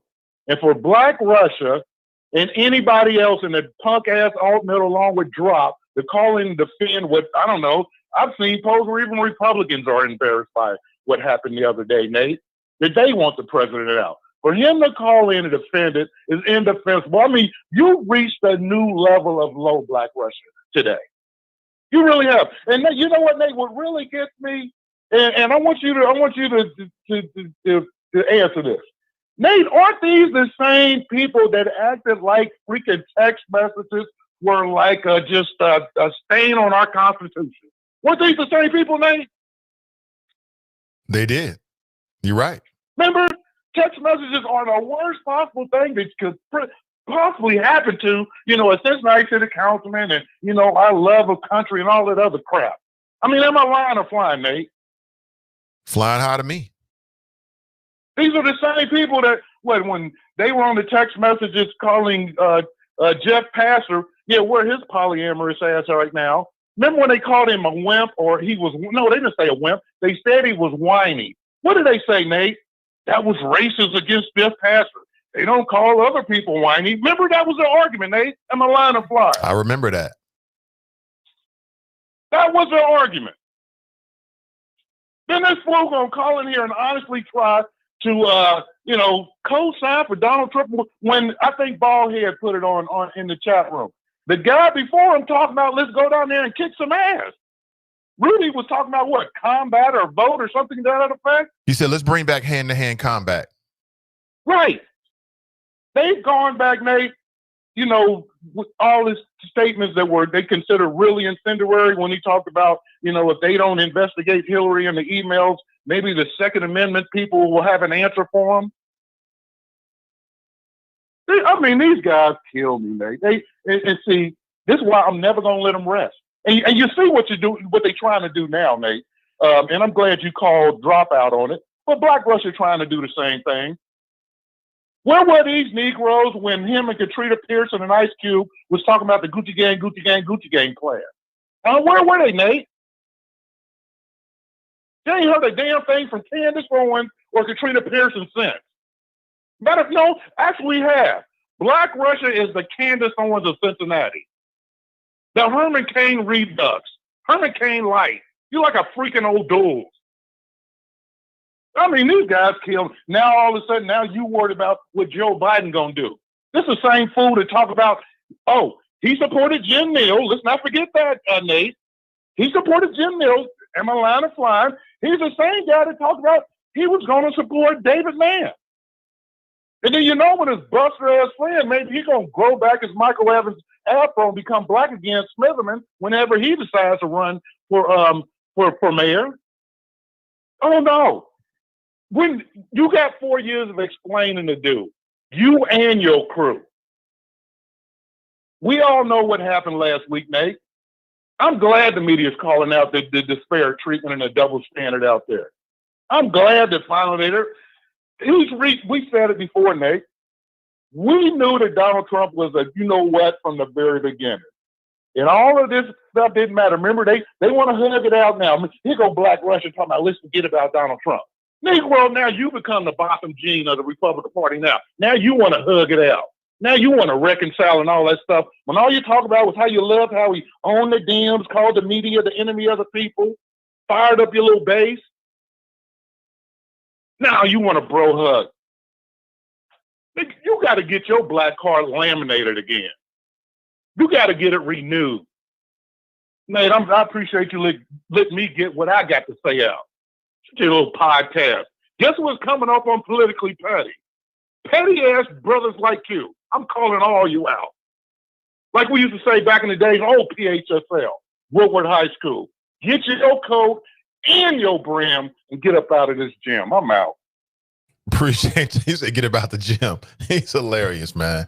Hey, listen, I'm down for the conversation. We can always agree to disagree. Always agree. That's hilarious. Hey, listen, folks, please take a second to like and in particular share this show so the world knows that there's some black folks that live in Cincinnati that's got some damn common sense. You're listening to and watching perhaps Cincinnati's first daily digital talk show that focuses on the black community. There'll be others to follow, but we were actually absolutely first here, myself and the Choppers, holding it down, talking about people, politics, and pleasure, from an African-American perspective, from Cincinnati, Ohio. That's where I'm broadcasting from right now, a secret location in Cincinnati, Ohio. I'm somewhere in Cincinnati. How we looking, how we sounding, give me a thumbs up. Everything looking and sounding good. In these internet days, you always got to double check. Good morning to you. So I hear, I respect Black Russia's opinion. He's entitled to it. They did go super hard about some text messages. I told you them text messages, and I still feel the same way. I don't give about the corruption or whatever, the so-called corruption charges. What I would say is that from the black perspective, Cincinnati's been corrupt for a long time, despite the fact you had 3 council members that have been arrested for it. From our perspective, it remains corrupt. I'm just saying. I'm just keeping it real with you. And it'll remain that way until we do something about it. Makes a lot of sense. Makes a lot of sense. Again, Trump incited violence. And in doing so, I think that he betrayed his oath in office. He betrayed his oath in office. And that's the reason why if they decide to invoke the 25th Amendment, I don't give a damn. Cool. If they decide to impeach him, I don't give a damn. Go ahead and do it. He deserved it. But I want to take it back to his roots. I mean, Jamel Hill and others, former, co-hosts on ESPN, she said it best on Twitter the night of the insurrection or the attempted insurrection. This all started because a black man was elected president. She's absolutely right. She's absolutely right. This all started. Without Barack Obama, there would have been no Donald Trump in a very crazy way, because Donald Trump used white resentment over black excellence to rise to the level to run for president. We never deserved him, and he was never qualified for it. But white folks got in their feelings, fear of a black planet, fear and disdain for black excellence. That's all it was. The whole time the Obamas were in the White House, all we heard was a disdain for black excellence. Who she thinks she is? Why she wear that dress? Why didn't he salute? She want her kids to drink water. Who they think they? Oh, they read books. Oh, they elitists. They think they better than us. He thinks he's an emperor. That's all we heard was a disdain for black excellence. And Donald Trump rode that wave like a pro surfer. He rode that wave straight into the White House. We never deserved him, and he never deserved that office. But when you get a whole bunch of angry white people together, they stop thinking, and it's all about their feelings. I feel as if my neighborhood's not the same. I feel as if America's not the same. I feel. They stop thinking and start feeling. And Donald Trump, you can call it genius or whatever you want to call it, he used that and continues to use that resentment and that division for his own political gains. That's how he got to the White House. He didn't get to the White House because he had no great ideas. What great idea did Donald Trump have? What? To give rich people more tax dollars? To give them tax breaks? What a spectacular idea. To put unqualified federal judges in place for lifetime appointments? What an excellent idea. To deregulate and let big business spoil our earth?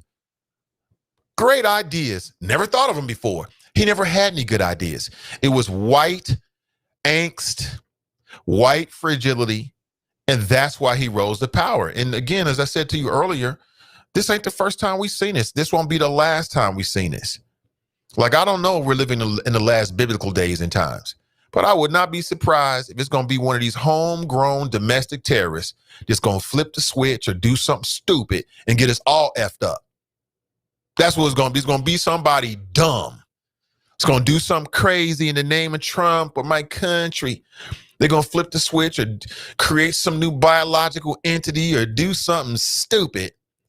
And we all going to have to suffer because of the Gilligan moments. I hope the FBI gets on their job quickly and start busting up these folks.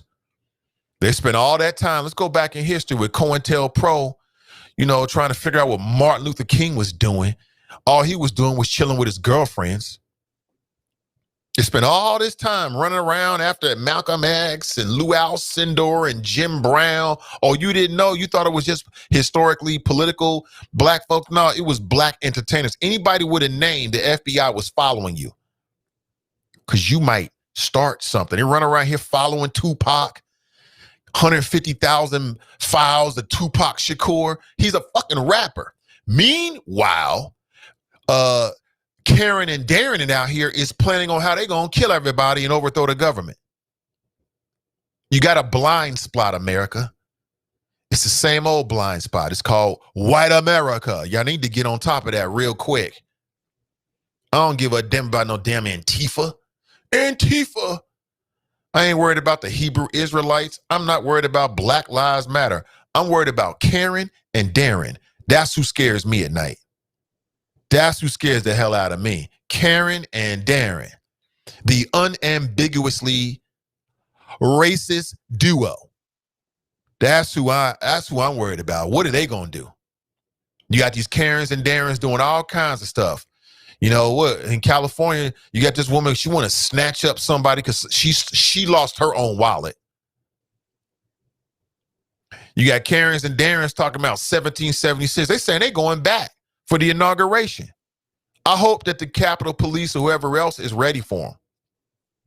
I was watching the Is It Just Me podcast with Donnie B. She had a graphic, an image of how the police were ready back during the summertime. Man, it looked like a scene from some kind of dystopian, Orwellian future police state. These mofos was lined up, elbow to elbow, ready to rock when they thought that upset black people were going to come to the Capitol. But when upset white people come to the Capitol, they open the doors. Like, come on in. Like it's fucking Wendy's. You can have it the way you want it. So America continues to have a blind spot. That blind spot is white America. And they're going to get us all effed up, running around here looking at the wrong things. I guarantee the FBI has infiltrated Black Lives Matter. No doubt about it. Now, we know they've infiltrated, these white supremacist groups as well. We know that because, the information's come out. Some of these white supremacists was trying to take out the governor of Ohio, who's still making excuses. Mike DeWine has no spine whatsoever. So I'm just saying America has a blind spot. Don't get us all effed up. I want to leave Gilligan's Island. Stop scuttling our own boat. Stop slipping on banana peels and putting nails in your own coffin. They need to deal with the real culprits like Timothy McVeigh and the Unabomber, Ted Kaczynski. Those are white males. I'm just saying. I'm just keeping it a buck with you. Hey, good morning. Welcome to the show. Good morning, Nathan. It's Tracy. How are you? Hey, Tracy. Good morning. Welcome. I think there's a focus that everybody is missing as it relates to this upcoming inauguration, which I think at best should be a damn Zoom meeting, but, you know, that's my own sarcasm. We have a vice president-elect who is in a sorority, and you're going to have thousands, if not hundreds of thousands of Black women that are going to be at this inauguration. And who are we going to trust to protect these Black women if they become a target? You had police who were in on this coup. You had military. I'm sorry, my GPS is just in my ear. You have military that was a part of this coup. So if we have a sea full of Black women, and I'm not just talking about, you know, the women of Alpha Kappa Alpha, because we all are, you know, ecstatic for Kamala to be elected as the first Black female president. Who's going to protect them? Who's going to look out for them? And that's my biggest worry for this inauguration that's coming up. Because everybody's like, oh, they're going to be ready this time. They're going to be on standby. But is it going to be more of the same that infiltrated, you know, this group of terrorists on last Wednesday? So that's what we really should be worried about and thinking about, because you're going to have a lot of us there, be that as it may. You know, everybody last Wednesday, we need to be focusing on next week. And that's just all I have to say about it. Interesting point. Hey, thank you for the call. She's like, look, you're going to have Greeks up there. You're going to have Greeks up there. You become a target. I can't say I disagree with her. Yeah, you will be a target for Trump's goons. Speaking of Kamala, man, I mean, buckle up, man. Have you heard the latest outrage? This is the latest outrage. See on the right here, a lot of people were upset on at least internet. They were outraged because of the depiction, the photograph that Vogue magazine did on their cover of now Madam Vice President Kamala Harris. And you see there on the right-hand side, she got the Chuck Taylors on. She's kind of like dressed down a little bit. And people are saying that the photo looked like she was whitewashed, and it just really wasn't that flattering. And they were going after Vogue, saying they did this purposely to kind of make her not look as presidential as she deserved. I want to throw it up there because it was an internet outrage. You know, we talk about everything on the show. I mean, do you detect any problems with this? I mean, she stood for the photograph. I mean, they can do all kind of color coding and stuff with the photograph afterward. And then, of course, they've got the second one on the left there where she seems a bit more presidential. All I can say is get ready for it. The Black female image, the non-white female image, is going to be under constant assault while Kamala Harris is the vice president. Get ready for it. She's going to be called everything under the sun. Get ready for it. She's going to be ridiculed, the monkeys, Planet of the Apes. Get ready for it.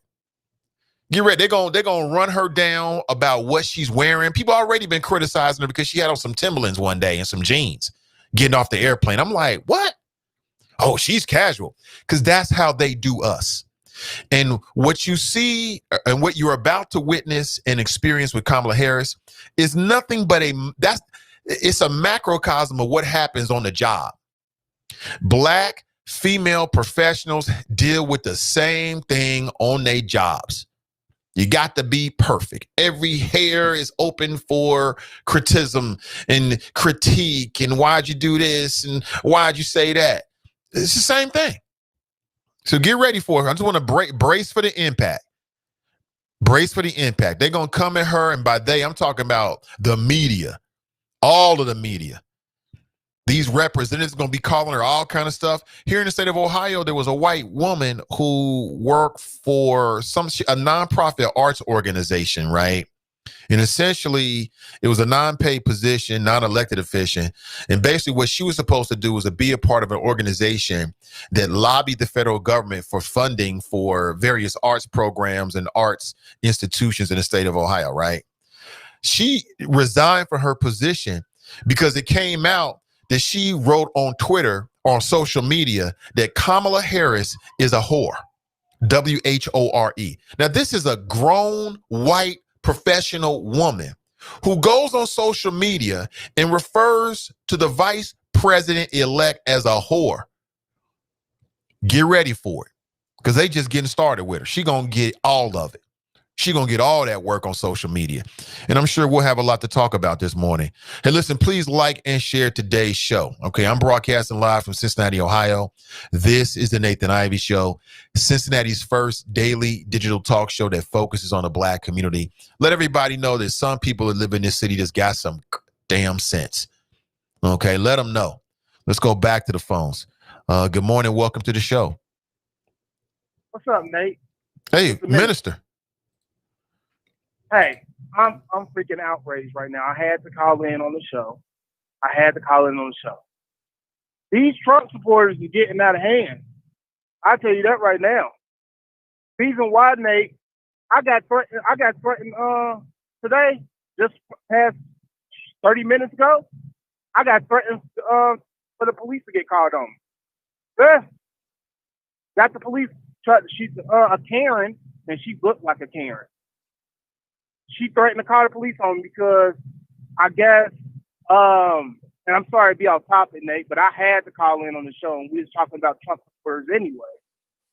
And I've been parking my truck, you know, my not my whole full trailer, but my bobtail, just the truck part, and in this apartment on Lakeshore Drive. I don't know if you've seen that on Galbert. Off of Galbert in between Red and Road.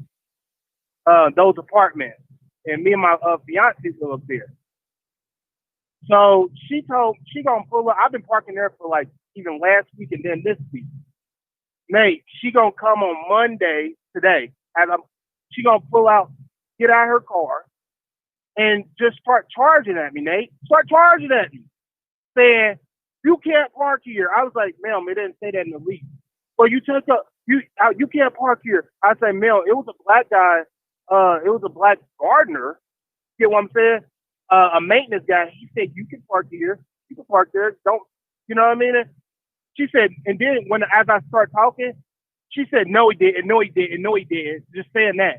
And then she was like, well, you don't leave here. I'm calling the police.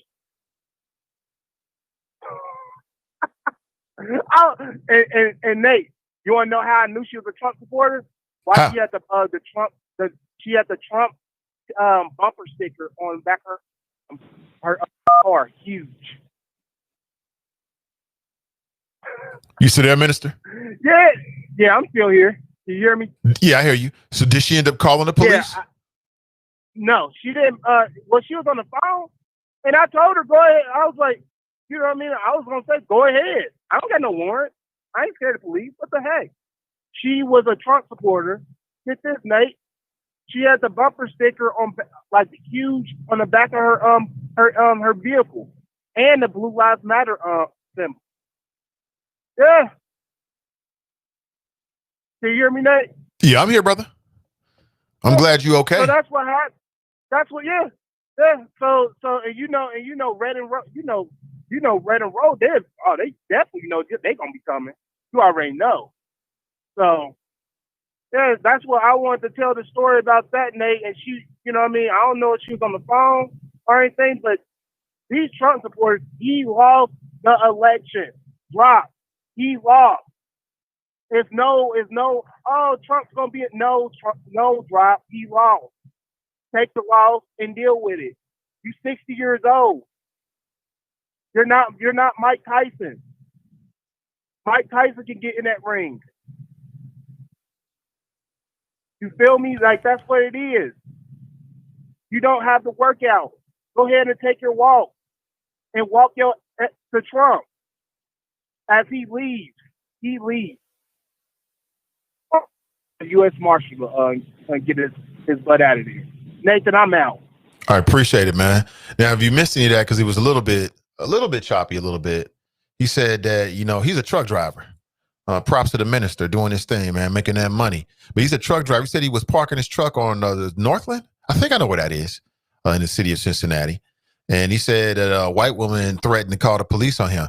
I would have told her the same thing. Call him. They act like that means something because you're going to call. Every black person don't have warrants. Like I said, black folks, y'all got it twisted. Like, oh, that's supposed to mean something because you're going to call the police. Call them. Call them. You want me to call them for you? Call them. And they get here and they can sort this all out. I'm telling you, man, they getting out of hand. They getting out of hand. They've been out of hand. They've been out of hand. They've been out of pocket. Trump's just putting that battery in their back. Like, oh, yeah, you can do this. Oh, okay. Okay, this ain't the red summer. This ain't 1919. We ain't going out like that. We ain't going out like that. So whatever you can do, we can do.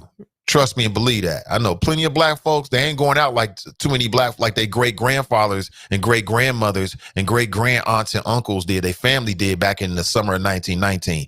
We ain't taking no losses, period. Zero. Good morning. Welcome to the show. Hey, Nathan, what's going on? It's Tony. Hey, Tony. Good morning, man. Good morning, brother. Man, I totally agree with what you're saying about Trump's, about white Americans, and what was said about how this is all a result because of Barack Obama. Because I've listened, and for the last couple of years I've listened to what white people had to say about the whole Obama administration, and they tried hard. I mean, they tried hard to discredit him and his family.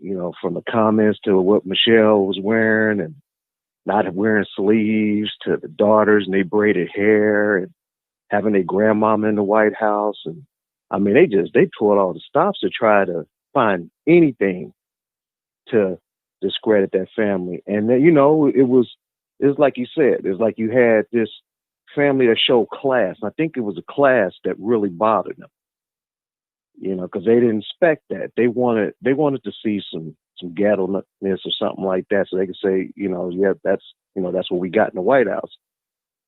And what you have is just 8 years of just festering. It's almost like a rug, like a dirty rug. And you don't even clean, you just vacuum it. That dirt's still in there, and it rises up when you go over with that vacuum, but you never clean it. That's how America's been.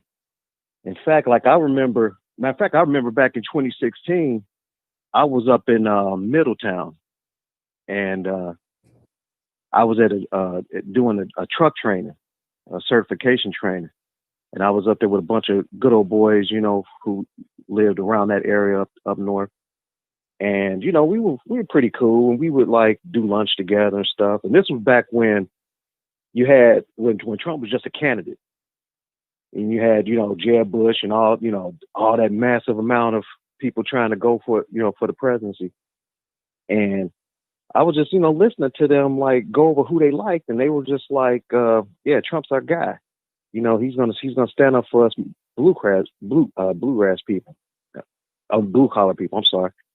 And I just was looking at them like, blue collar, you're rural Ohio. He's high rise Manhattan. He probably views me more closer to him than you. Like that. He's as far removed as you can get from rural Ohio. But that was my first whiff of what was going to be in store these 4 years. Just that they threw logic out the window. They know this guy was unfit. They know that he was scum because he the same scum he was back in the day. The exact same scum. When he was kicking it with Epstein, and they were looking at 14-year-olds talking about how hot they were. That's the same dude. He ain't, he didn't change. He just wear more suits. And so now you have these people that just been, and they've been like snakes in the pit, just hanging around for just festering. They expected the Obama administration to just be like the road to ruin, and when it wasn't, that really ticked them off. And I think Trump didn't create these people. It's like you said, he just hitched the wagon onto it. He rode the wave, like you said, he rode the wave. It was oh, okay, these people don't like Obama either, and they got the votes. Let me roll with them. Because I remember these last 4 years, I used to see like people having Trump's face posted like superimposed on Rambo, like you know, like he was G.I. Joe or something like that. I'm like, the draft dodger, that dude, for real? Like, you know, just their whole perception that they craft, this image that they craft of him was so jaded, but it didn't matter because he was speaking the language that they wanted to hear. You know, so for anyone who's talking about, you know, he didn't do anything, he didn't incite those people, that's crazy. He knew exactly what he was doing. Matter of fact, I mean, I have theories on this, what happened last week. You know, I mean, because it's just so orchestrated, just from the lapse of security to the people that were helping getting them through to the people planting bombs. I mean, man, they better be on it for that inauguration, because yeah, it's just the beginning. But yeah, you were right, man. It's just, yeah, I mean, Trumpsters, man, they ain't going away because it's been an American problem forever. They just got a voice now, and that voice ain't going away. So that's all I got. That's all I need, brother. Thank you for the call. Thank you for the call. So it's a little after 10. Typically we stop at 10, but my children don't have school today. My daughter does not have school, and neither does my son. So typically I have to get off the air quickly because, you know, daddy got to do his part with virtual learning with my son. My daughter is self-contained. She got it. But my son, who is a kindergartner, and he's still, you know, man, you talk about trying to keep somebody on point, man. So I don't have that today. So that gives me a little bit more time. Now I do have a couple of projects to work on before we got it. So I do have to make a move shortly, but let's keep going. You know, while it's good, let's keep going. And please share this. Please share this so people understand and can see the show. There was a 904 or 5 number that called in. Call me back. I'll try to put you straight on. For now, let's go back to the phones to say good morning. Welcome to the show. Good morning, Nathan. It's Kevin on sale. How are you, bro? I'm doing great, Kev. Thank you for getting in, brother. I saw you calling in. Worries, I'm glad you made it in. What's going on? It's good. I love the banter. It's going on. This is what it's all about, for real. I'm a little at a loss as to why we're afraid of Trump. I got a big problem that the only way to stop this man from being president in, I don't know, 4 years is by impeaching him now. That ain't good. I'm hoping there's more people that would vote against him than for him, and that should mean he wouldn't be president. But if the people will still vote for him, or more people would vote for him in 4 years, he should be the president. We should be afraid, but he should be the president. And I don't know about you, man, but the way I grew up is, you know, if somebody didn't like me or whatever, if we was gonna have it out, and we was gonna have to scrap or whatever, hey man, bring that to me. Bring it to. I'd rather have you stand right in front of me, so I got a chance. You know, I at least got a chance at it. You know, you try to knock me off from behind, or you try to pistol whip me or something like that. I'm not looking for that. So I don't want to be running around here thinking that we all good, and there's 74 million people that's still ticked off and trying to get Trump back in office. I'm not good with that, man. If impeachment is the only way we can make sure that the former President Trump will not become president again, that's a very scary thought, man. Don't do it for that. By the way, I just found out that you can be impeached after your term. In fact, they were talking on the Sunday shows that they may not even bring impeachment. They may vote for it now and then not bring it forward. Because remember, this is actually kind of crafty on the Democrats' part, but I give it to them. Hey, if you're gonna do it, then do it. By the time they got a little crafty, they're thinking about bringing forward the articles of impeachment, voting on it now with the Democratic House, and then come the time that the Democratic Senate is seated, and the new president is seated, that then they will go forward with the impeachment.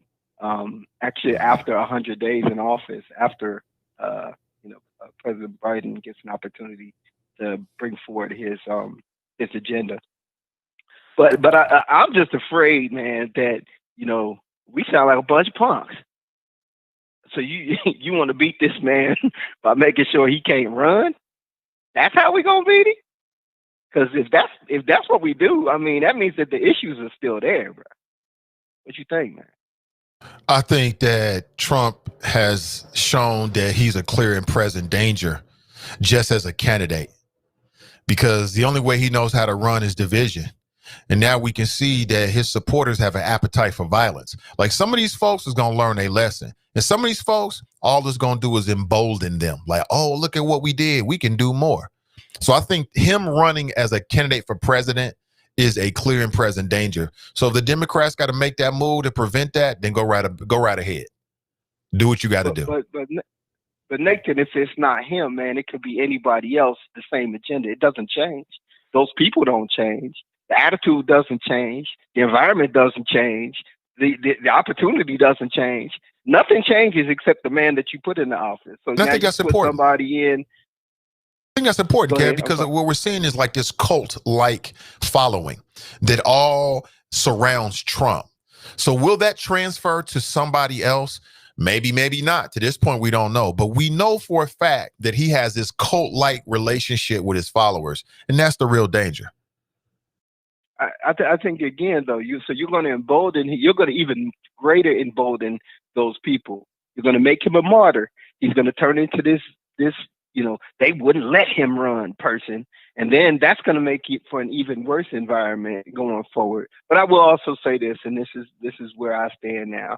The most important thing is, number one, really, impeachment and all of that, yeah, it's the news right now, but that's not really what's important, if we're being honest. Then what's important is, who's going to get vaccinated? Are the vaccinations safe? Will we be able to go forward and have an economy? We already know that the economy is going to bounce right back because Trump had nothing to do with whether it was good or bad. He didn't have anything to do with any of that. Fortunately, the person that's coming into office did have something to do with fixing the problem the last time. So hopefully he's got some insight on how to do that again. The last and most important thing is we are still us, right? So folks are still folk, and you still got the opportunity to talk to Karen and Darren and be like, y'all stupid, right? And it's time for y'all to come on board and realize that the crazy dude is out of office.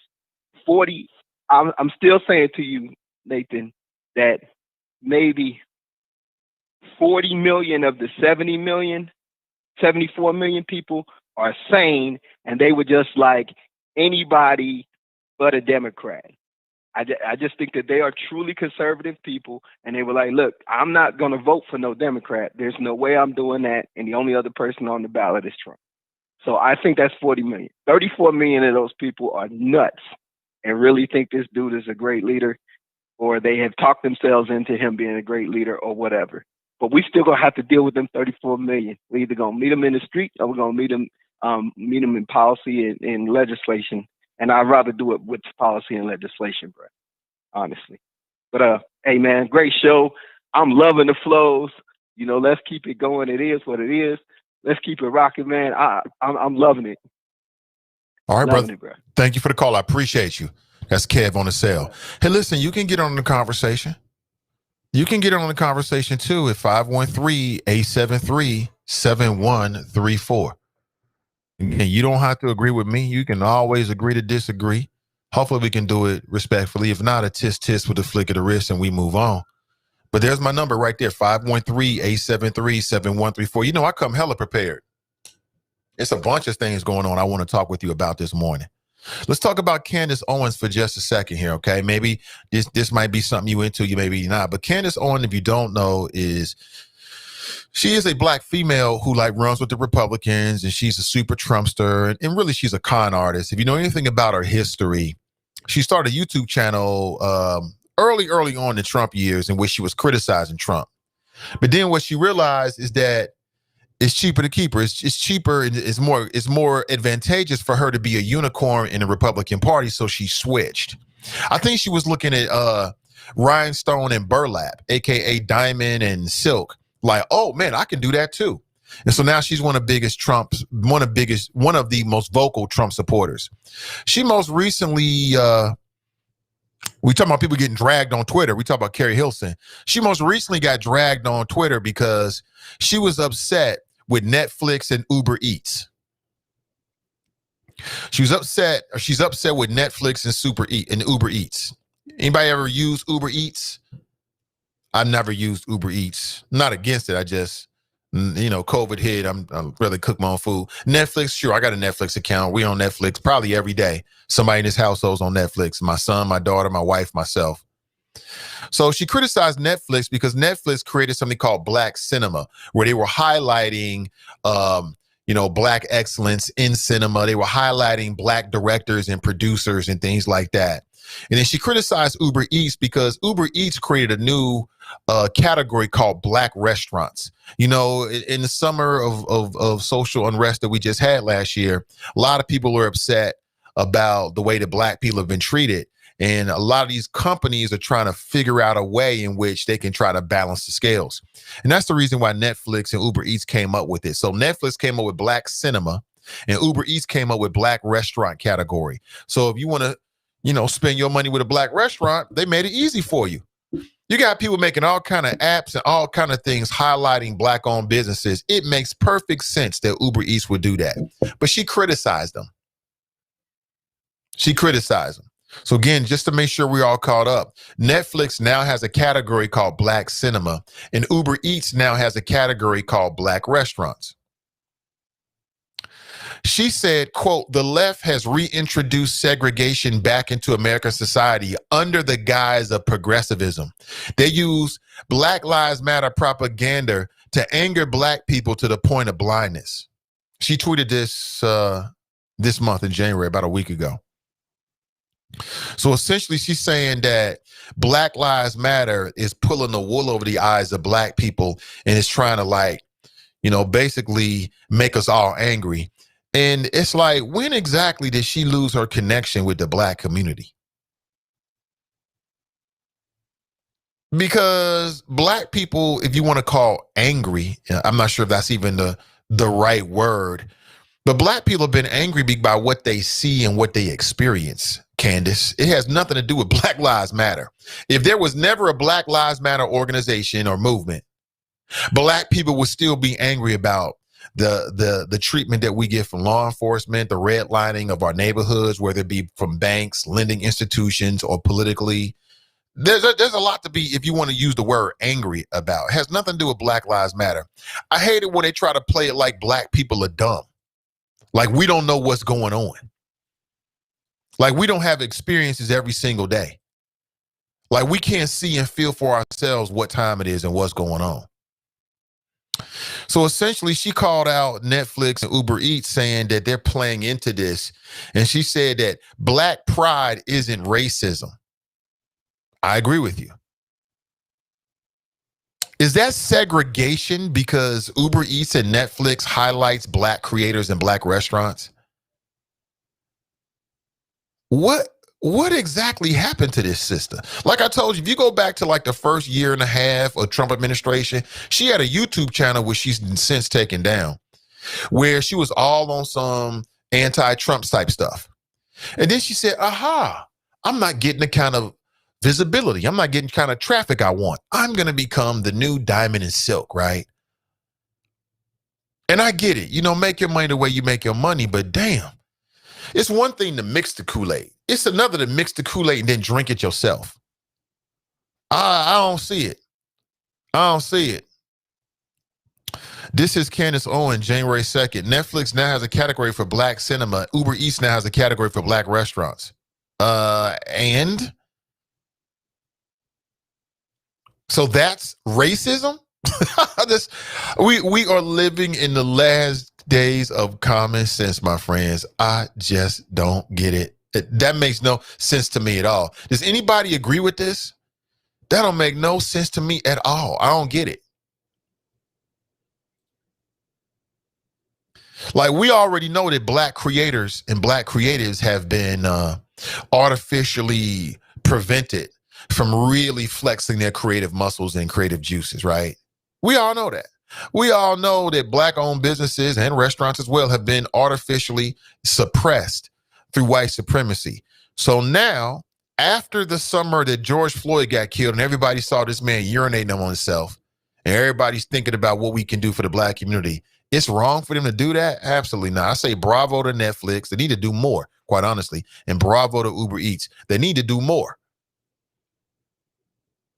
They need to move more. You know what I'm saying? Like, to be honest with you, what they need to really do is, see, it's one thing to create a Black pride category. It's another to create a Black-owned business that creates that category, supported by Netflix and or supported by Uber Eats. I know of at least 2 off the top of my head, brand new apps that have been created by Black folks, like Black intellectuals, Black creatives, however you want to look at it, where they're doing the same thing Uber Eats is. They're like connecting the dots between consumers and Black-owned restaurants. I mean, what would be really dope, what's the next level, is not just for Uber Eats to create a new category, but what they need to do is to support the evolution and the building of a whole new Black-owned brand. Feel me? Follow me? Supported by Uber Eats, but Black-owned, doing the same thing. Now, that's the next level. Like, if she's going to criticize something, criticize that. Because, like, it's real easy to say, okay, well, we're going to do a designate. We're going to start our own category within Uber Eats. Okay, great. I'm with that. But the next level is about equity, policy, and tangibles, right? The tangible is a brand new Black-owned platform that does the same thing, where they can make the decisions about what they're going to do, and it's Black-owned. That's what I'm looking for. If you're going to criticize them for the right thing. You feel me on that?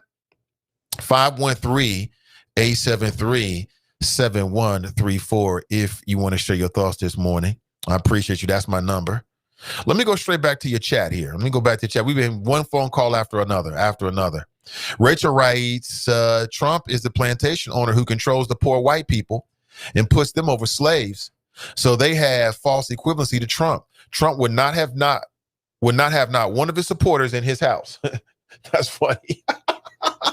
So y'all can't come in here. Please take your shoes off. Take your shoes off when you come in here. Jermaine writes, Charles Martin, is that the call-in number? Yes, that is. 513-873-7134. That is the call-in number. If you want to share your thoughts this morning, feel free to do so. Sheena writes, let me put you up here, Sheena. The FBI found a lot of them. They scared as hell. Federal penitentiary probably ain't no fun. They will have time. Yeah. Send them all to jail. I ain't got no tears for them. That's it. Iris writes to Grasson, why is it that you feel the need to be disrespectful? Really? Speaking of which, shout out to Iris. If y'all not hip to it, y'all should be watching this. It's called the Freedom Forum. They do it on Wednesdays and Fridays. They just had Charmaine McGuffey on Friday. I watched most of it. Very interesting, very, very timely. And she was talking about her plans.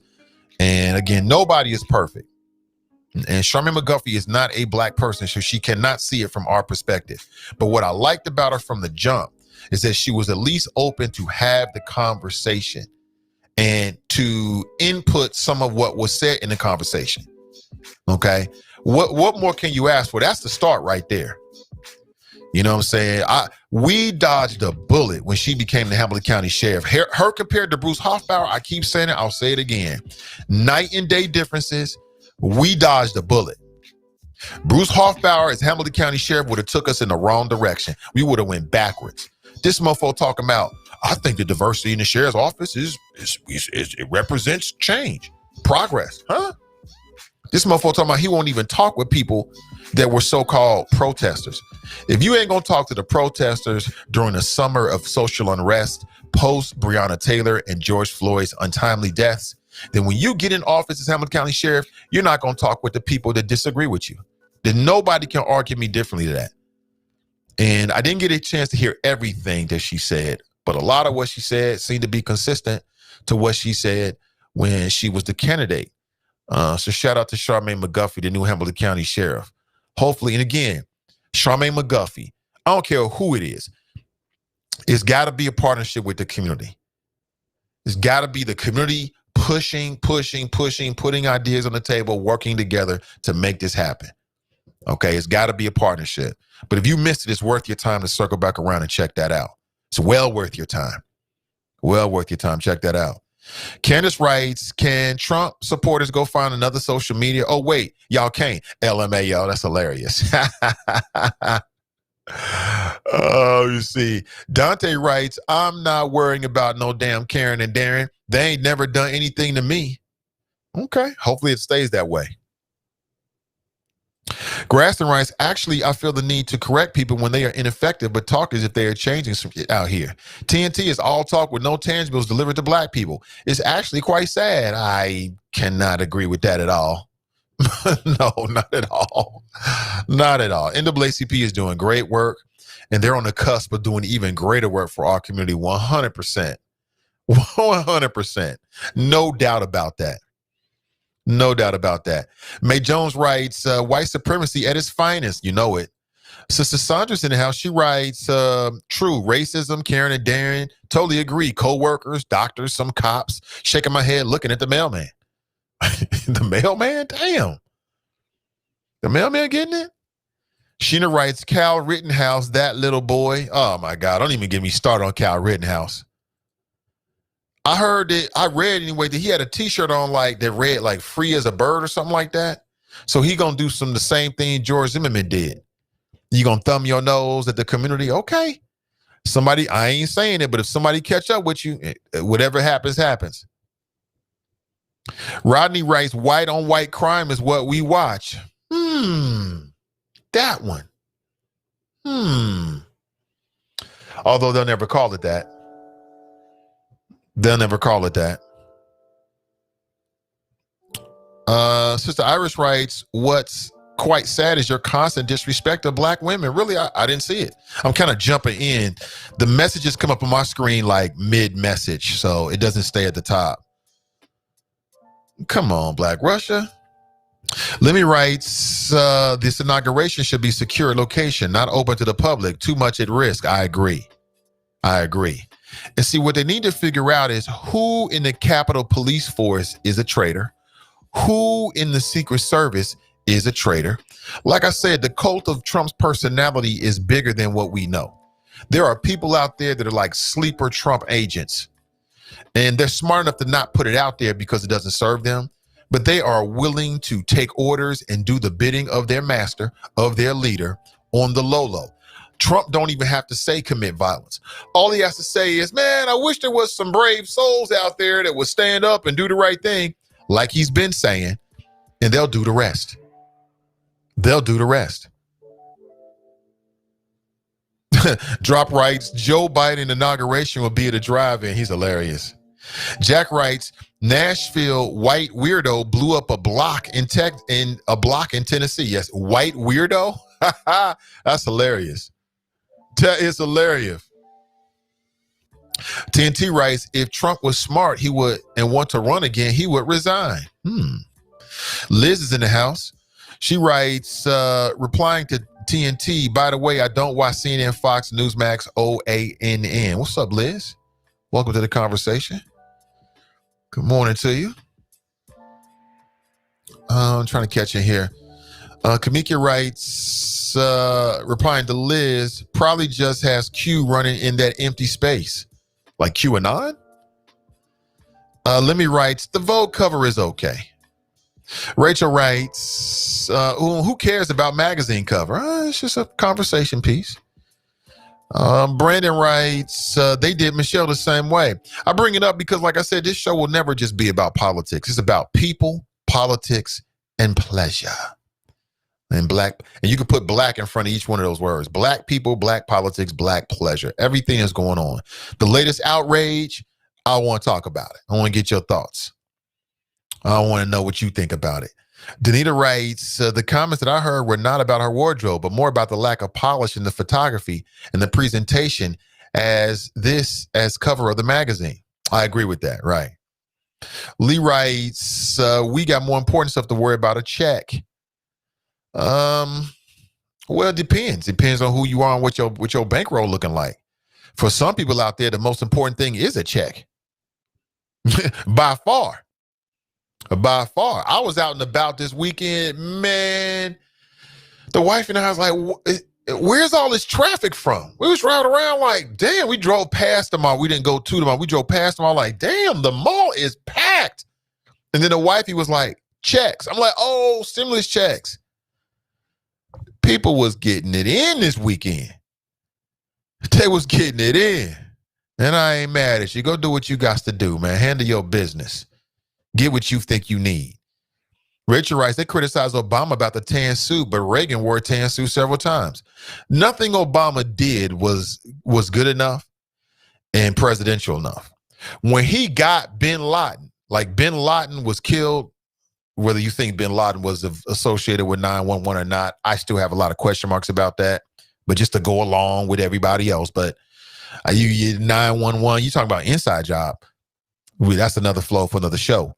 I've been there, done that, okay? But when he got bin Laden, some of these law and order, lock them up and kill everybody you think is the enemy type of Republicans, they still had something to say. Why didn't you do it earlier? Where's the question marks about where the body was? They put it in C. We don't know where the body is. It doesn't really matter at this point. Yep, criticize the black woman in office, but not the Trump stripper. Get out of here. I'm just here to tell you, get ready for it. If you didn't already know, and again, many of you already know, get ready for it. It's coming back. They coming super hard for Kamala Harris, and we're going to have to endure it and deal with it along the way. It is what it is. Good morning to you. 513-873-7134. Newly fired CEO who admitted to invading the Capitol expresses regret for participating in mob violence as he faces federal charges. Quote, worst decision of my life. You think so? Former chief executive officer was fired from his position at an Illinois tech company after he was busted for participating in the Capitol riot, spoke out. Bradley Rookstales attended the initial protest in Washington, D.C. on Wednesday. And when the demonstration devolved into a violent riot, he took part in the chaos and invaded the Capitol building along with other Donald Trump supporters. So this just goes to show you just how deep this is. This man is the CEO of a tech company. Now, I don't know if that means he's making a lot of money or whatever, but he was making enough that he got fired. The name of the company is Consignia, Cogeensia. Let me Google search this to see what kind of company this is. Data-driven marketing solutions, customer services. So you just gave up your job as the CEO of a tech company, which from the outside looking in seems like that's good money. You gave that up so you could invade the Capitol for Donald Trump. What a damn fool. He says to the media, it was the worst decision of his life. Now, you know, if he has a wife, you know his wife is mad as hell somewhere. You didn't cut off the money to go play Weekend Warrior during the weekday at the Capitol. If he's married, he might get divorced. Like women, like ladies out there, your husband decides, you know what, babe, I've got to do this. I'm feeling all 1776. And loses his job going to the Capitol, boy, you gonna have problems. He must be married to a white woman all day because her sister ain't having it. You did what? So what's your problem? So what's your plan now, Mr. 1776? What's the plan now? What a fool. What a complete idiot. You talk about Gilligan of the week. And then I read that the FBI is cracking down on these fools, and I love it. I'm loving it. Every time I see a video, like I saw a video, I got it here for you. There's a video of these fools trying to get, some of these Trumpsters, trying to get on the plane, right? The passengers tell the Trump supporters to get off the plane because they were put on a no-fly list. So these fools thought they could just go on with their life. Like, no, man. No. This ain't 1919. This ain't Emmett Till. This ain't Emmett Till. Hey, listen, folks, I got to make a move. Thank you so much. I'll be back with you next tomorrow, bright and early. Until then, I'm Nathan Ivey, and I'm out.